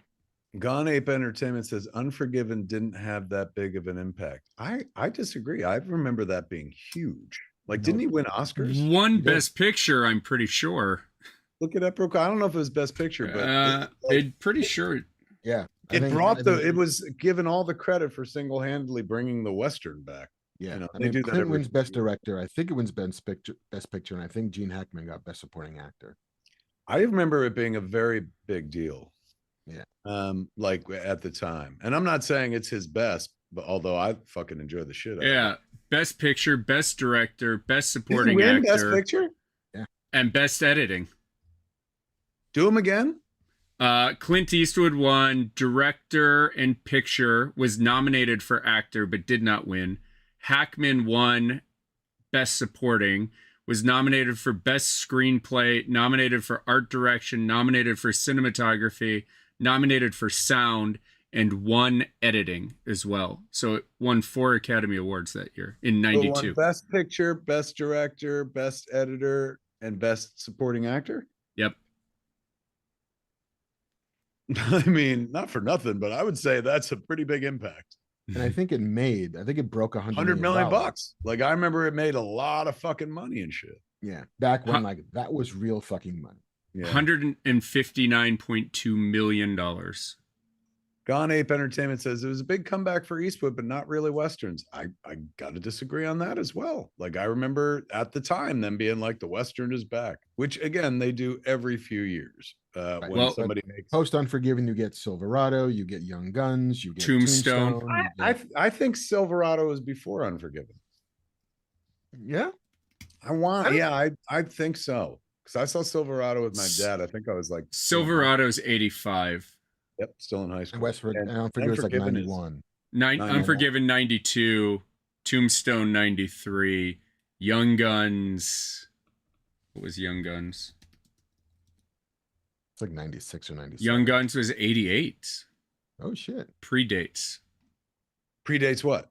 Unforgiven by 4 years. I buy that. Yeah, I mean, another movie where they're like, the Western's back. Yeah, I mean, Westerns never really go away, mostly because there's always some movie star who very much wants to ride a horse because they grew up watching Westerns. And if it's a big enough movie star, we'll make a Western. So Russell Crowe wants to ride a horse, you get 310 a Yuma. Like fucking Denzel wants to ride a horse, you get another Magnificent Seven. Kevin Costner never wants to get off a horse, so you get all of those fucking Westerns. You get Wyatt Earp, you get, Dancing with Wolves, you get whatever, Horizon, the movie he just made. Hazy Wave 5150 says Dances with Wolves was the comeback of Westerns in 1990. Quick and the Dead also, which was Russell Crowe, DiCaprio, Gene Hackman, and Sharon Stone, was 95. Sam Raimi directing. Yeah. That was 95, right? Yeah. Yeah, that was after Clerks, because we got to go to that premiere, if I remember correctly. Yeah. I mean, and Westerns historically were cheap as fuck. That's why they made them so often, right? They had all that land out there that looked like it and just old-timey clothes. And that was like all of the Santa Clarita was basically every Western you ever saw was just there, not far from LA. We got land, we got horses, we got guns. Paramount Ranch, which is out by Agora Hills, used to be like a standing set for a bunch of fucking Westerns. It burned down. Entertainment has lots of feelings about this. Before Dances with Wolves, all there was Young Guns. I mean, again, you're leaving out Silverado, which Silverado 85. But Silverado, like, as much as I loved Silverado, if I remember correctly, it did not light the box office on fire. No, but I mean, even a banger of a film. Like Kevin Costner, it's the Kevin Costner introductory film because he was cut out of Big Chill, so you never met him there. He might have been done Fandango, but this was the movie where fucking he chewed the scenery and ran away with it as the young guy who was like spun his great. guns. He's great. It was a Lawrence Kasdan movie. Yeah, it's Lawrence Kasdan. Who was making up for the Big Chill that he cut Costner out of. So I promise, I'm not cutting you out of this movie. Yeah, Silverado. I would like to give Silverado the credit for like that rescued the Western, but it, while being a great Western, it was not a commercially hugely successful Western. 32 million on a 23 million budget. Yeah, not bad. Silverado. Holy shit, we're running away with it. Hazy Wave 5150 says there's a brilliant Japanese remake of Unforgiven starring Ken Watanabe as a samurai. Yeah. I would have, if you had told me that in reverse, I would have been like, that makes sense. Because so many Westerns, well, Star Wars was taken from Hidden Fortress and stuff like that. But Magnificent Seven was Seven Samurai. Seven Samurai. But yeah, and Eastwood himself was making Westerns in the 80s. I mean, Outlaw Josie Wells, High Plains Drifter, Pale Rider. That's the 70s into the 80s because he just fucking loved making Westerns. Two Mules for Sister Sarah, which is super fun. Jay Ink said I should have given it to the Marx Brothers. Close. I should have mailed it to the Marx Brothers. All right, man. What else we got? Oh, that was one question. Western fucking hole. We fell into a gold. Makes me want to go rewatch all the movies. Definitely Unforgiven, man. But I don't know if I could sell my wife on that. She might go into it, but that's like all. And also, it kicks off with like the maiming and scarring of prostitutes. Yeah. Yeah. That's gonna be a tough sell. That's the revenge that they're supposed to go on. Is somebody I might have to watch that here in the office by myself. Yeah, that's all you. True Grit. Oh, fucking, I love True Grit. I love the Coen Brothers remake. I always go backwards when I'm backing up. He's so fucking good. Rooster Cogburn. And you know who else is fucking dynamite in that movie is Matt Damon as the Texas Ranger, who was like, many a day I had to drink water out of a horse hoof in the ground, and I was happy to have it. And I heard that same story from every Texas Ranger. Now I want to watch that movie. All right, next question. Team Dreg, what comic storylines do you think would be unlikely to get made in Hollywood, but would be great as a video game? Say it one more time. What comic book storyline do you think would be unlikely to get made in Hollywood, but would make a great video game? The Death and Return of Superman. They did it. They did a killer fucking video game. Who was that? Was it Super Nintendo did that? That whole fucking, they did the whole Death of saga with the fucking cyborg Superman and like you got to play all of them and shit. And the fucking Superboy. Yeah, that game was fucking fun. And I don't know, you could do that in a movie. Probably as a series, you could get away with it. Like tell the whole fucking story, the whole epic and shit. But I love that game. I did a lot of Maximum Carnage when I was a kid on Super Nintendo. Oh, I fucking love that game too, man. I had that on. Did I have it on? Was it Super Nintendo? Super Nintendo. Yeah. And maybe Sega's was Genesis. I had a Sega Genesis, but I also then did get a Super Nintendo. And Scott, like I remember Scott he loved that unit. I was more of a Sega guy, but he loved Super Nintendo and he played those remember they've released the Star Wars games? Mm-hmm. He played those like for a fucking week straight until he beat him. One of the first human beings I ever met who was just like, I'm not going to do anything until this game is over. Did it for like a week and then did it the other, two. Those games are cool too. But yeah, I love Maximum Carnage, man. What about you? And there were two stories that come to mind immediately. Transmetropolitan, written by Warren Ellis about renegade journalist Spider Jerusalem. It was Warren Ellis and Derek Robertson did the art, about sort of, a world on the horizon, over the horizon of tomorrow, and political corruption and body modification and truth in a world that seems to no longer value truth. And it's a little current, but it's a big story. They have talked about making it a TV show or a movie, numerous times over the years. Patrick Stewart at one point was like loosely attached to play Spider Jerusalem, but now he's aged out of the role. But I think it's a really fun world, and you could really lean into it on a video game. But I think the one that would kill the most that they'll never do is Brian K. Vaughan's Saga, which is this sprawling intergalactic story of like two fugitives who love each other and the weird interspecies kid that they're raising, and it defies adaptation as a normal straight ahead narrative. And I think that's one of the points that Brian made, was the like, yeah, you can adapt it. I don't want to adapt it. Nobody should adapt it. But to let it sprawl, to let it take advantage of the things that games can do, to let it just be a world you can live in and have that world just be fucked and weird and just enveloping. I think that might be the only medium that you could actually translate it into. That'd be my choice. And somebody in chat, who was it? Had mentioned Frank Miller's Ronin. I'm seeing a lot of that. Yeah, Cinemasian X. And that's a pretty good pull too, because that's, again, it's a samurai story, but it's also a futuristic film noir kind of thing. All the stuff that Frank Miller was very, very excited about in like the early 90s. And yeah, I'd live in that world too. There are a few people in chat pointing out that Maximum Carnage had the red cartridge for Sega Genesis. I remember that. That was fucking badass. What about a first-person shooter, which I guess they have, but like a really good first-person shooter of Punisher? I mean, that would check out. Absolutely right. It would definitely lend itself to that. Same with like Sergeant Rock. If you did like a World War II, like Call of Duty style shooter with Sergeant Rock, yeah, I could swing with that. They should do that. That would make that fucking character viable again. Yeah. Weren't they going to make a Sergeant Rock film with fucking James Bond, and then they pulled out or something? Yeah, it was, who the fuck was it? Was it Aronofsky? Was it Darren Aronofsky? No, it was Luca Guadagnino was going to do Sergeant that's right. Rock The with guy Daniel who did Craig. Call Me by Your Name. Yeah. Which is like, this is a weird collision of filmmaker material, but I'm interested. What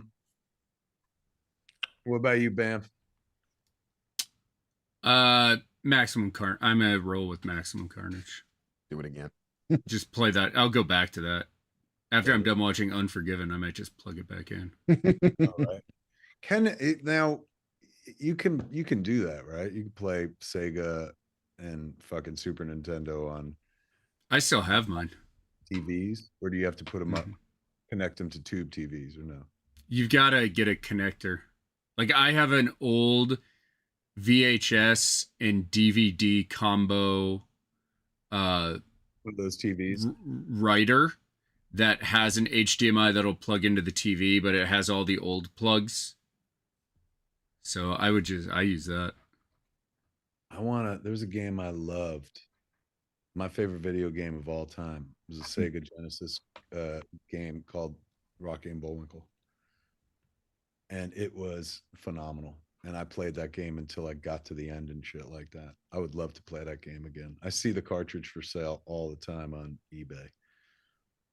But I want to play it. And you know what? It's possible. I don't know why I'm holding out. Can we make that happen, Banff man? Yeah. I mean, somebody's got a birthday coming up. It's true. So true. Oh my God. Could you imagine we could do a birthday stream where we could stream, it'd be like Fat Man Beyond Special. Kev plays Rocky and Bullwinkle. We should totally do that. Kev would love to play Chronic Blunt Punch, man. Fucking that game's out, kids. You can play Jay and Silent Bob's Chronic Blunt Punch, which is a beautiful game. They did a phenomenal job. Do you think that we could hook up the Sega to the projector at the movie theater and you could play it in your movie theater. 100%. Even at the movie theater, he can make that happen. But yeah, he set up the system like so you could watch TV on the living room for the apartment upstairs is theater 1.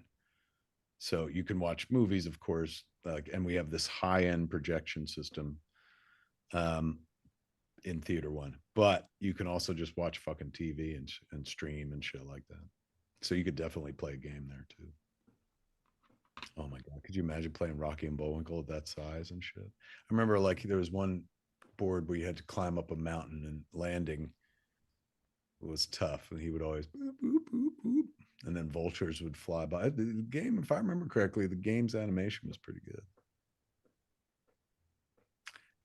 You can't, I mean, you could see behind me now, of course, lots of Bullwinkle, but I succeeded in putting Bullwinkle on all the walls in this room. I had to take down personal pictures, and now it's just Bullwinkle from wall to wall. You would have think that I fucking created Rocky and Bullwinkle based on this office. All that's left is the ceiling. I'm getting there, Mark. I will get there one day. I've always dreamed of putting things on the ceiling. At the Secret Stash, Chris Covert did this beautiful piece of artwork of like, you know, the creation of man or whatever, his version of it with Jay and Silent Bob. And it's up on the ceiling and people like miss it all the time, but I will eventually I will have so much artwork that I'm going to have to go onto the ceiling for it. And that would be amazing. Then the floor and shit, then it's going to be like a satanic cult. Like when they show those scenes where it's like every fucking square corner of the room has fucking scribblings on it and shit like that. This is going to look like Kevin Spacey in Seven's room, not Kevin Spacey in Real Life's room. Kevin Spacey in Seven's room. We got one more question coming our way, kids, but I just want to take one more opportunity to remind you it's 11:11 here on the West Coast, kids, but it's Tuesday on the East Coast officially. And on Tuesday, that means you're only one day away from Jay and Silent Bob, Jays of Future Past, the Marvel and Secret Stash Press comics crossover event.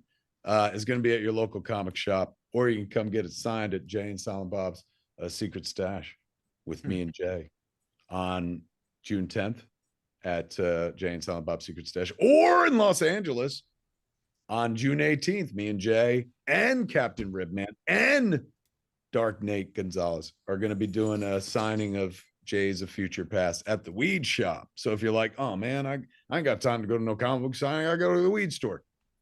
2 birds, 1 seed on that day. Jays of Future Past, kids. Oh my God.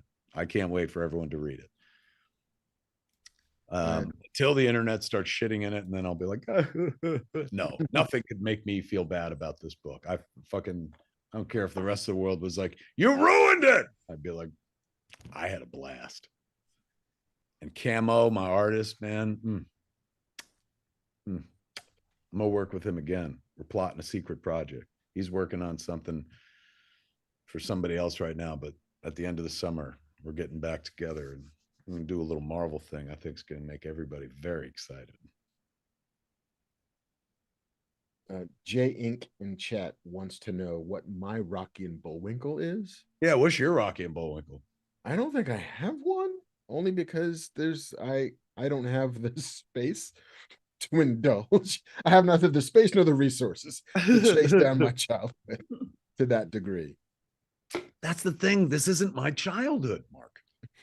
This show was on from 1959 to 1964 originally. I wasn't even alive. And then when I was born, you had to like hunt for this. They didn't like air it regularly and shit like that. It wasn't like, you know, on PIX and shit every day after school. So I don't know whose childhood this is, but it wasn't mine. But maybe it's the one I wish I had. You know how my kids always like, man, I wish I was fucking there for the 90s. Maybe I just wish I was there for Rocky and Bullwinkle. I don't know. But yeah, it's not my childhood. It's not me like, I had this as a kid. I didn't have any of this shit. I'm going through a thing, clearly. I don't know what it is. Power to you. Of the things one could be going through, it seems to be relatively benign. Talk to my wife. I mean, it may not look like a Lamborghini, but this stuff, it ain't cheap. I'm clearly going through some sort of middle-aged thing here. Yeah, that's what I mean. Like This more piece, often than not. this piece is brand new, man. I was waiting for like almost a year to get that because it was always like over $1,000 signed by June Foray. It's based on like a telethon piece.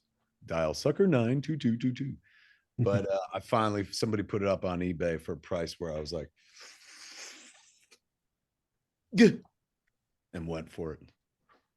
I mean, Kids, if you're ever like, what do you do with all the money you steal from us? There it is. It's on the wall, man. Yeah, I can prove to you. Look what I did. I think if there's a thing that I could collect that would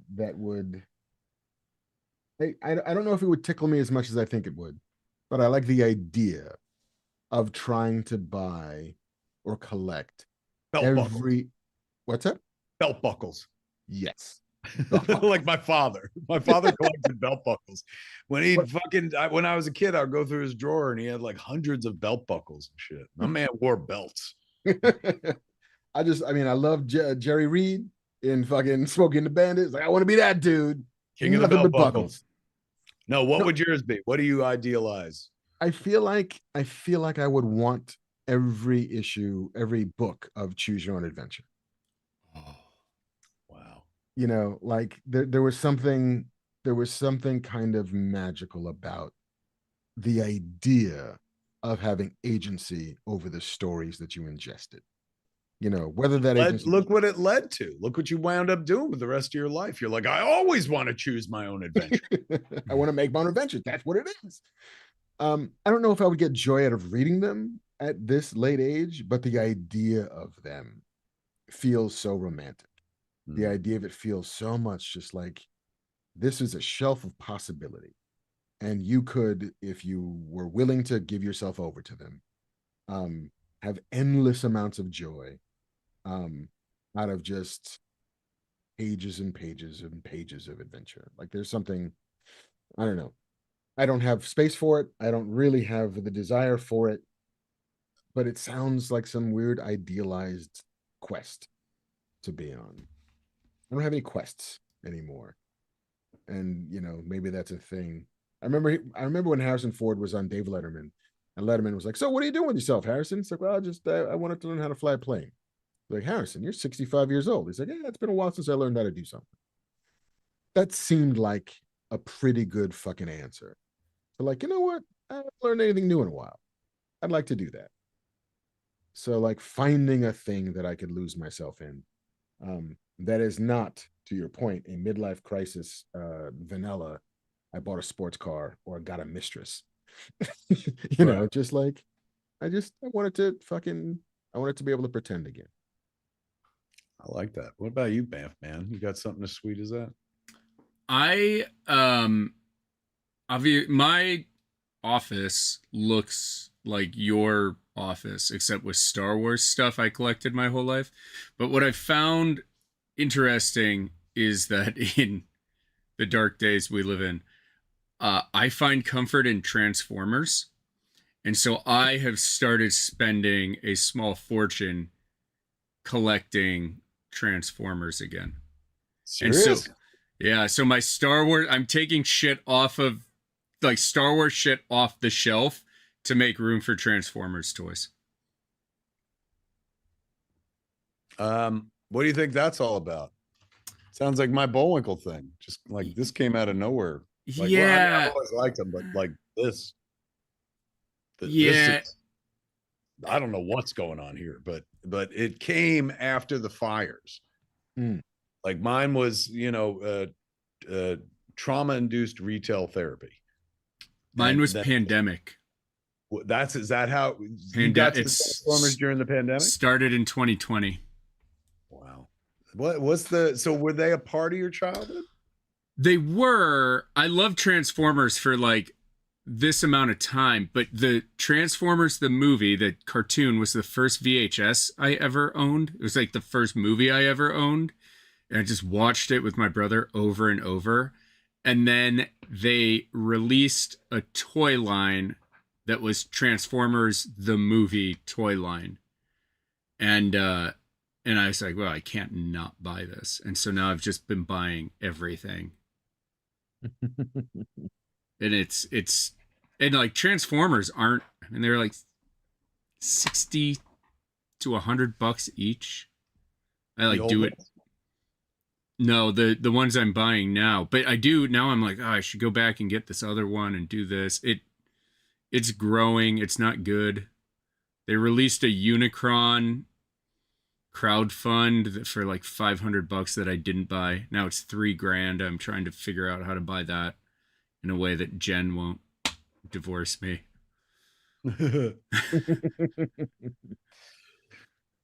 Yeah, I have to, there's so many, like I found, like every once in a while, like there'll be good news in my Bullwinkle world and I want to share it, but I can't share it with my landlord, aka my wife, because she'll be like, more. She's not like, oh my God, how awesome. You found a thing that you didn't even know existed. And now your collection's going to get like better or whatever the fuck. Instead, she's like, I can't celebrate my wins. My losses. I could tell her like, oh, I missed out on this fucking Ron sculpture. She's like, good.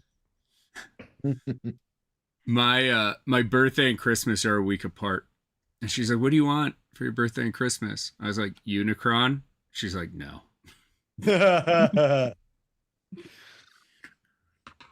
Here's a series of ties that say "Dad" on them. Yeah. The Rendezvous is going to transform, kids. Oh my God! Yes. The last theme was close to another sci-fi movie, but the next theme is going to be you walk in and it turns from a bar into a podcast theater. Oh.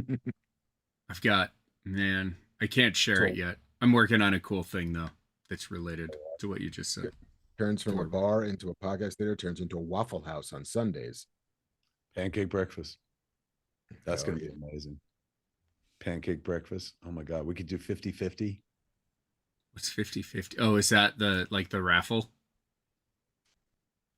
That's how the Catholic Church thrives. Silent auction and a 50-50. That's you get that passive money that the Lord needs. Our Lord and Carlin said, infinite power, no good with money. Always needs money. All right, do we have a third question or do we hit them all? We do. Mark threw in the renegade question about Bullwinkle for himself, which we all kind of answered. Last question from Lopert. Jay and Silent Bob crossovers lately are the rage. What is the dream crossover for everyone? What would be the dream crossover? So you did Archie and Jay and Bob, Marvel Jay and Bob. What would be the dream? DC Universe, I would imagine. Now that I've done Marvel Universe, I would imagine the DC Universe would be one to hit.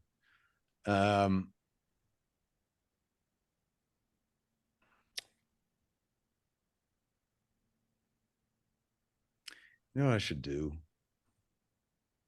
in comics is I guess I would have to get the license, a few different licenses or whatever, but just do a fucking Jay and Silent Bob, meet Jake and Elwood, meet Bill and Ted, meet Bob and Doug, meet Abbott and Costello, meet Laurel and Hardy, R2 and 3PO. Just like, to fucking remember the Scooby show where it was always a guest every week. This week it's Phyllis Diller. Mm-hmm. One week it was the Harlem Globetrotters. Next week it was Batman and Robin. I want to cross over. I want to cross Jay and Silent Bob here. Ready? Jay and Silent Bob and Jesus. But they think he's the other Jesus. No way, man. It opens with our Lord on the cross, as we all know the story. But then two heroes swing in with a ladder and a fucking hammer to pull the nails out, like, not on my watch. And they save Jesus. Who don't love that? People who love Jesus, don't you think they would want to see Jesus get saved? And if it's Jay and Silent Bob, there's a sin redemption storyline there somewhere. I think I could get Rick Veitch to write and draw that, and I'm sure it will. I'm sure it won't. It'll hit stands. Marvel did a Pope John Paul II comic. Remember that? Hell yeah, they did. Biopic comic of him. I mean, I'm depressed that it wasn't like, the Pope meets Spider-Man. Jay and Silent Bob meet Jesus. I mean, people are like, didn't you make that movie once? Close. Yeah, ish. I was thinking about Jay and Silent Bob and Bill and Ted because I just love the idea of Jay and Silent Bob time travel. Oh yeah. And, oh yeah. That was my pitch years ago at Celebration when I did Celebration had me out as a guest, and I did a panel or a Q&A show or whatever the fuck. And I told them about my me and Pete King playing Boba Fett and shit, and talking about how it wouldn't be cool if they did like a Boba Fett show where he's time traveling throughout the Star Wars universe so he can cross over with lots of Star Wars characters. And that's eventually what we got. They called it The Mandalorian. I'm not saying like they stole it from me, but that was the show that I was like, you should do a show like that. And somebody was like, okay. Get Jon Favreau. Yeah, get somebody talented to do it, not him. This is the guy that ruined Jem, for God's sakes. Can you wait 40 years? Yeah, true. All right. Wait, what did I give an answer? I did give an answer. You did. Yeah. What about you? To do. I mean, I thought, as I understood the question, it was who can we cross Jay and Silent Bob over with, and my vote was still Bill and Ted, because I just want to see time travel. What about you, Bamf?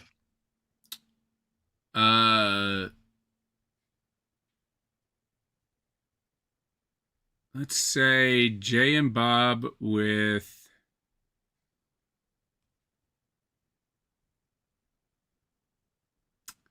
you know what I want to do? I want to see them hang out outside of Cheers, because we never saw the top of that staircase. And they interact with all of the regulars from Cheers as they go in and leave. Like little 3-minute at a time clips. I like that. We insinuate ourselves into Cheers history. I mean, I want to insinuate retconning Cheers history. So that means when Diane leaves and she tells Sam, I'll be back in 6 months. And he's like, have a good life. And he watches her go upstairs, her feet go away. Jay and Bob are up there. And they're like, yo, do you ever see you have a fat man? Yep. Overcoat? Whatever the fuck. I just want it to be Jay and Silent Bob insinuate themselves into NBC's Thursday night lineup. Just must JTV. Oh. And so like fucking time traveling back to must see TV era. Pretty much. Just like Cheers, Wings, fucking Cosby, Seinfeld. Just all of these ostensible kind of New Yorky shows. Jay and Silent Bob are part of it. Boom, boom, boom, boom, boom, boom, boom, boom, boom, boom, boom. Boom, boom, boom, boom. You don't have to fantasize about Jay and Bob meeting anybody, kids. You can read about it. Just like last year, they met Archie. This year, they're meeting everybody. Oddly enough, spoilers, they don't meet Daredevil. Huh. Even though he's on the cover? Yeah, I mean, that's the thing. Like, there's a lot of, like on this cover, this beautiful cover, man. There's a bunch of Marvel characters that don't appear in my story. She-Hulk's not in my story. Jeff the Land Shark's not in my story, and neither is Lockheed. But when has a comic cover ever told the truth? Lies. Tissue of lies. What about Jay and Silent Bob are a tag team wrestling duo set in the late 80s? So you're going up against like give me Superfly Snuka. Yeah. Ooh. Like the Rockers and Iron Sheik. Think of Think of all the like finishing moves they could have, and like Figure four. yeah, Figure four leg lock. Fucking for classy Freddie Blassie barking at us. Andre the fucking Giant. With a cane and shit. Andre the Giant. No notes. Sergeant Slaughter. Oh, yeah. Yeah, we could totally fit in there. I remember when they started what is the wrestling league? AEW.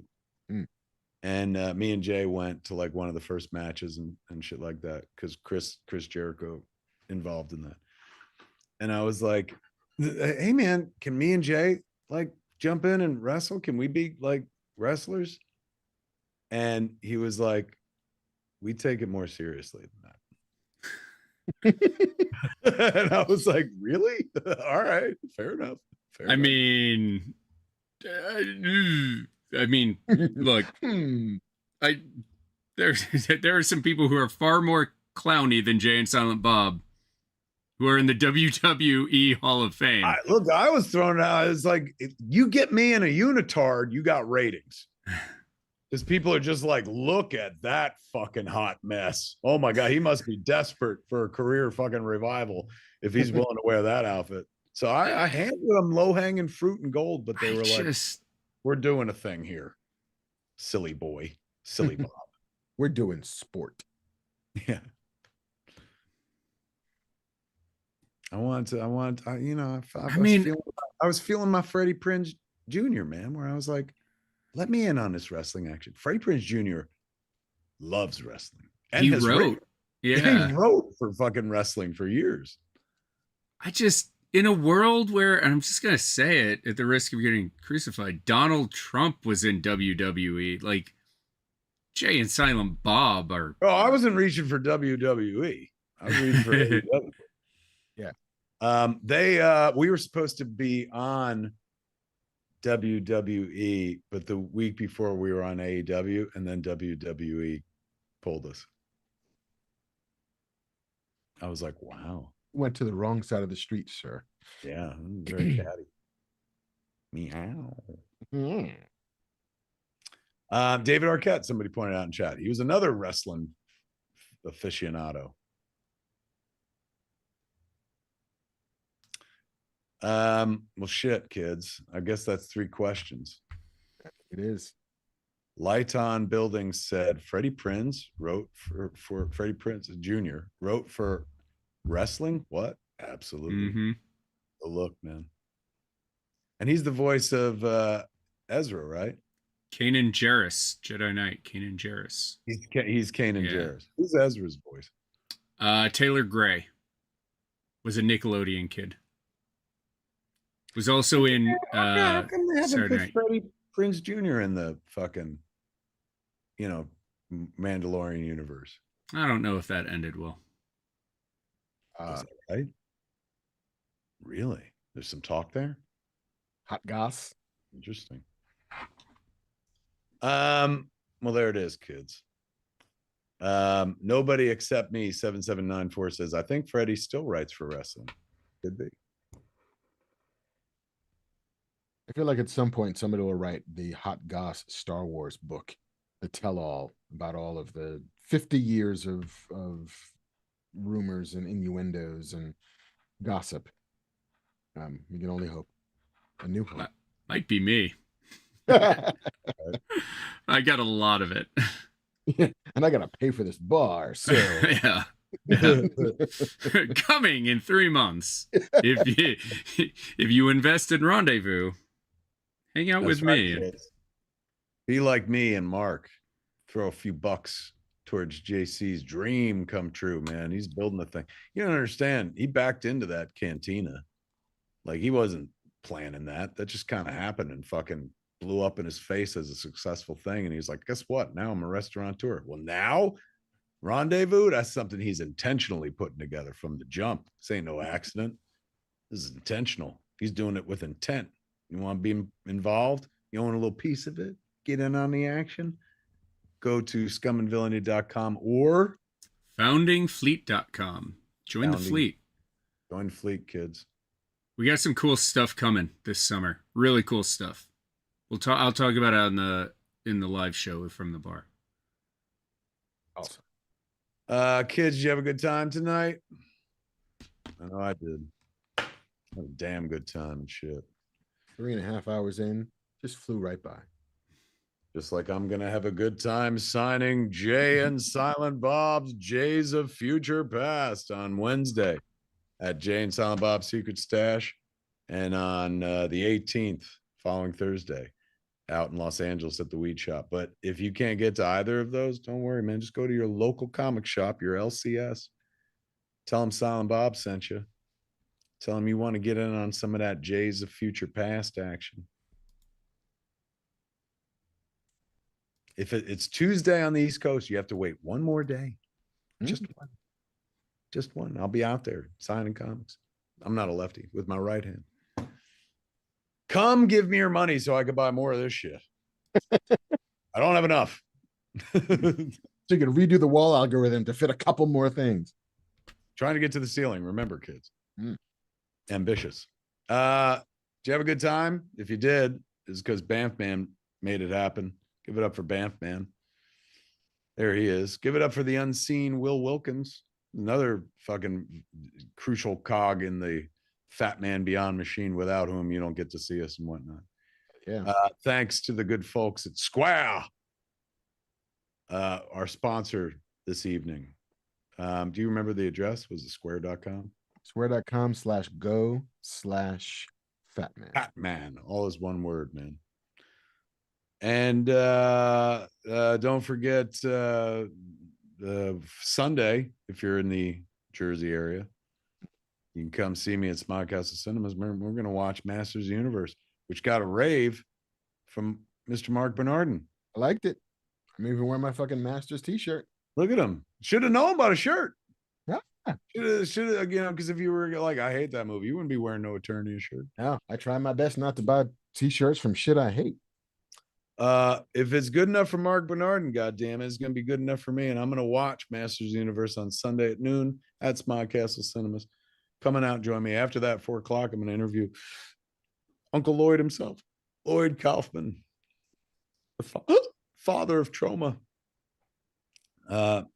baby daddy of Toxic Avenger, legend in film. Kids, there it is. There's your Fat Man Beyond this week, which, if you enjoyed it all, had everything to do with wrong way. There he is, Mr. Marc Bernardin, ladies and gentlemen. Thank you, sir. On his way up to the other half of North America. Indeed, I will Long be. Time, 4 months. I will You be bringing your lady up there? She's gonna come and visit for a little bit, but it will get to the point where I will be so goddamn busy that she will just be like hanging. She'll be like a single mom up in fucking Canada, and she might as well just be a single mom. She'll be a single mom down here at home. But yeah, while it's slow, the beginnings of prep are easy, but once we're shooting, it's gonna be balls to the wall.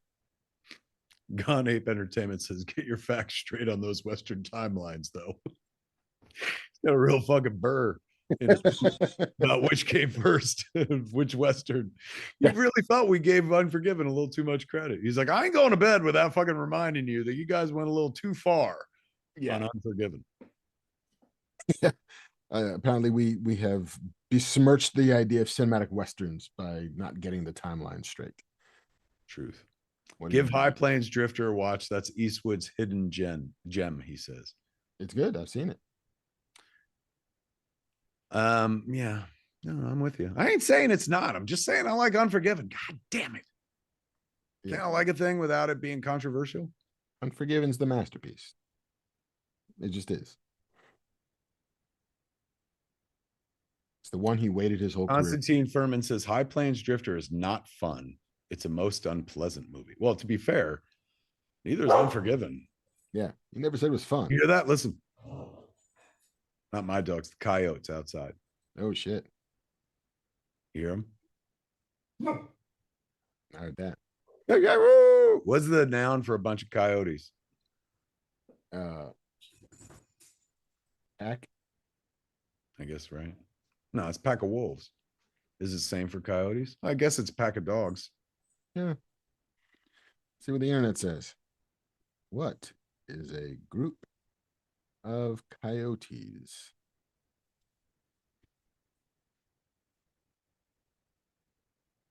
Yeah, it's a pack or a band. A band of coyotes. I mean, Should be. You know what? May I make a suggestion? Hmm. A Wiley of coyotes. Thank you. Thank you. I mean, Or wait for it, an Acme of coyotes. I I think Wiley's the win. Wiley's are strong. Gavin Guidry in chat says, "What is a coyote but a wolf unrealized?" I mean, not wrong, and profound. I know. What is grief if not love persevering? Eric Hosteland 2196 says an ugly of coyotes. No, they're so cute. They're adorable. Evan Fowler says a fuck pack of possums. There it is, kids. There's your Fat Man Beyond for this week. I'm gonna say it one last fucking time. What you got for the cheap seats back there, and that is Jay and Silent Bob. Jay's a Future Past. Get it this week. My friends, many thanks for hanging out with us. It was a good time. Yeah, it was good times, man. May all your dreams come true, but they're only going to come true if you pursue them. So may you pursue all your dreams and may they all come true. Unless your dream is like, I want to hunt human beings and shit, then I'm not talking to you. Don't do that. And don't wish for it either. And hopefully some magic fucking box gives you the answer to that wish. Yeah, man. Fuck, we spent a long time on wishes tonight. Wishes, fucking Home Alone. We took some dives. Shit about Home Alone, and also what was it? It's Isaki. No, what is it? It's Isekai.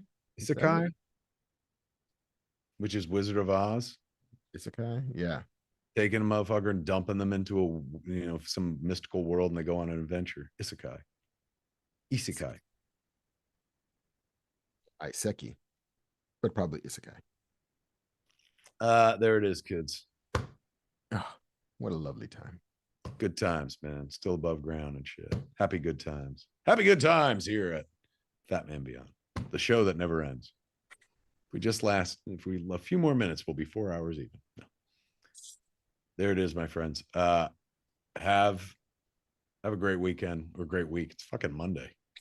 Have a great week, kids. Don't forget. Hey, man, what opens this weekend?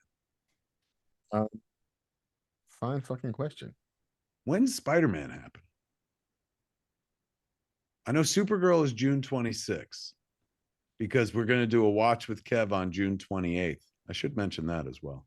June 28th, kids, at Smart Castle Cinemas. We're going to do Watch with Kev Supergirl, at which we're going to put the Supergirl suit from the CW show up on display. Melissa Benoist gave me the suit to put on display in the store, and we were waiting for her to come out to put it on display, but that's awesome. Figure like now would be the time to do it. So we're going to bring it to the Smart Castle Cinemas for that screening. Spielberg's Disclosure Day. Ooh, can't wait. Weekend. That's this weekend? Yes, June 12th. Trailer looks fucking phenomenal. Yeah. Phenomenal. When is Spider-Man?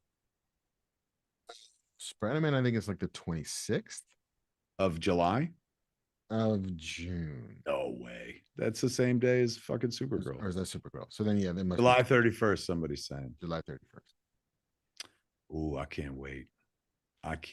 That looks phenomenal.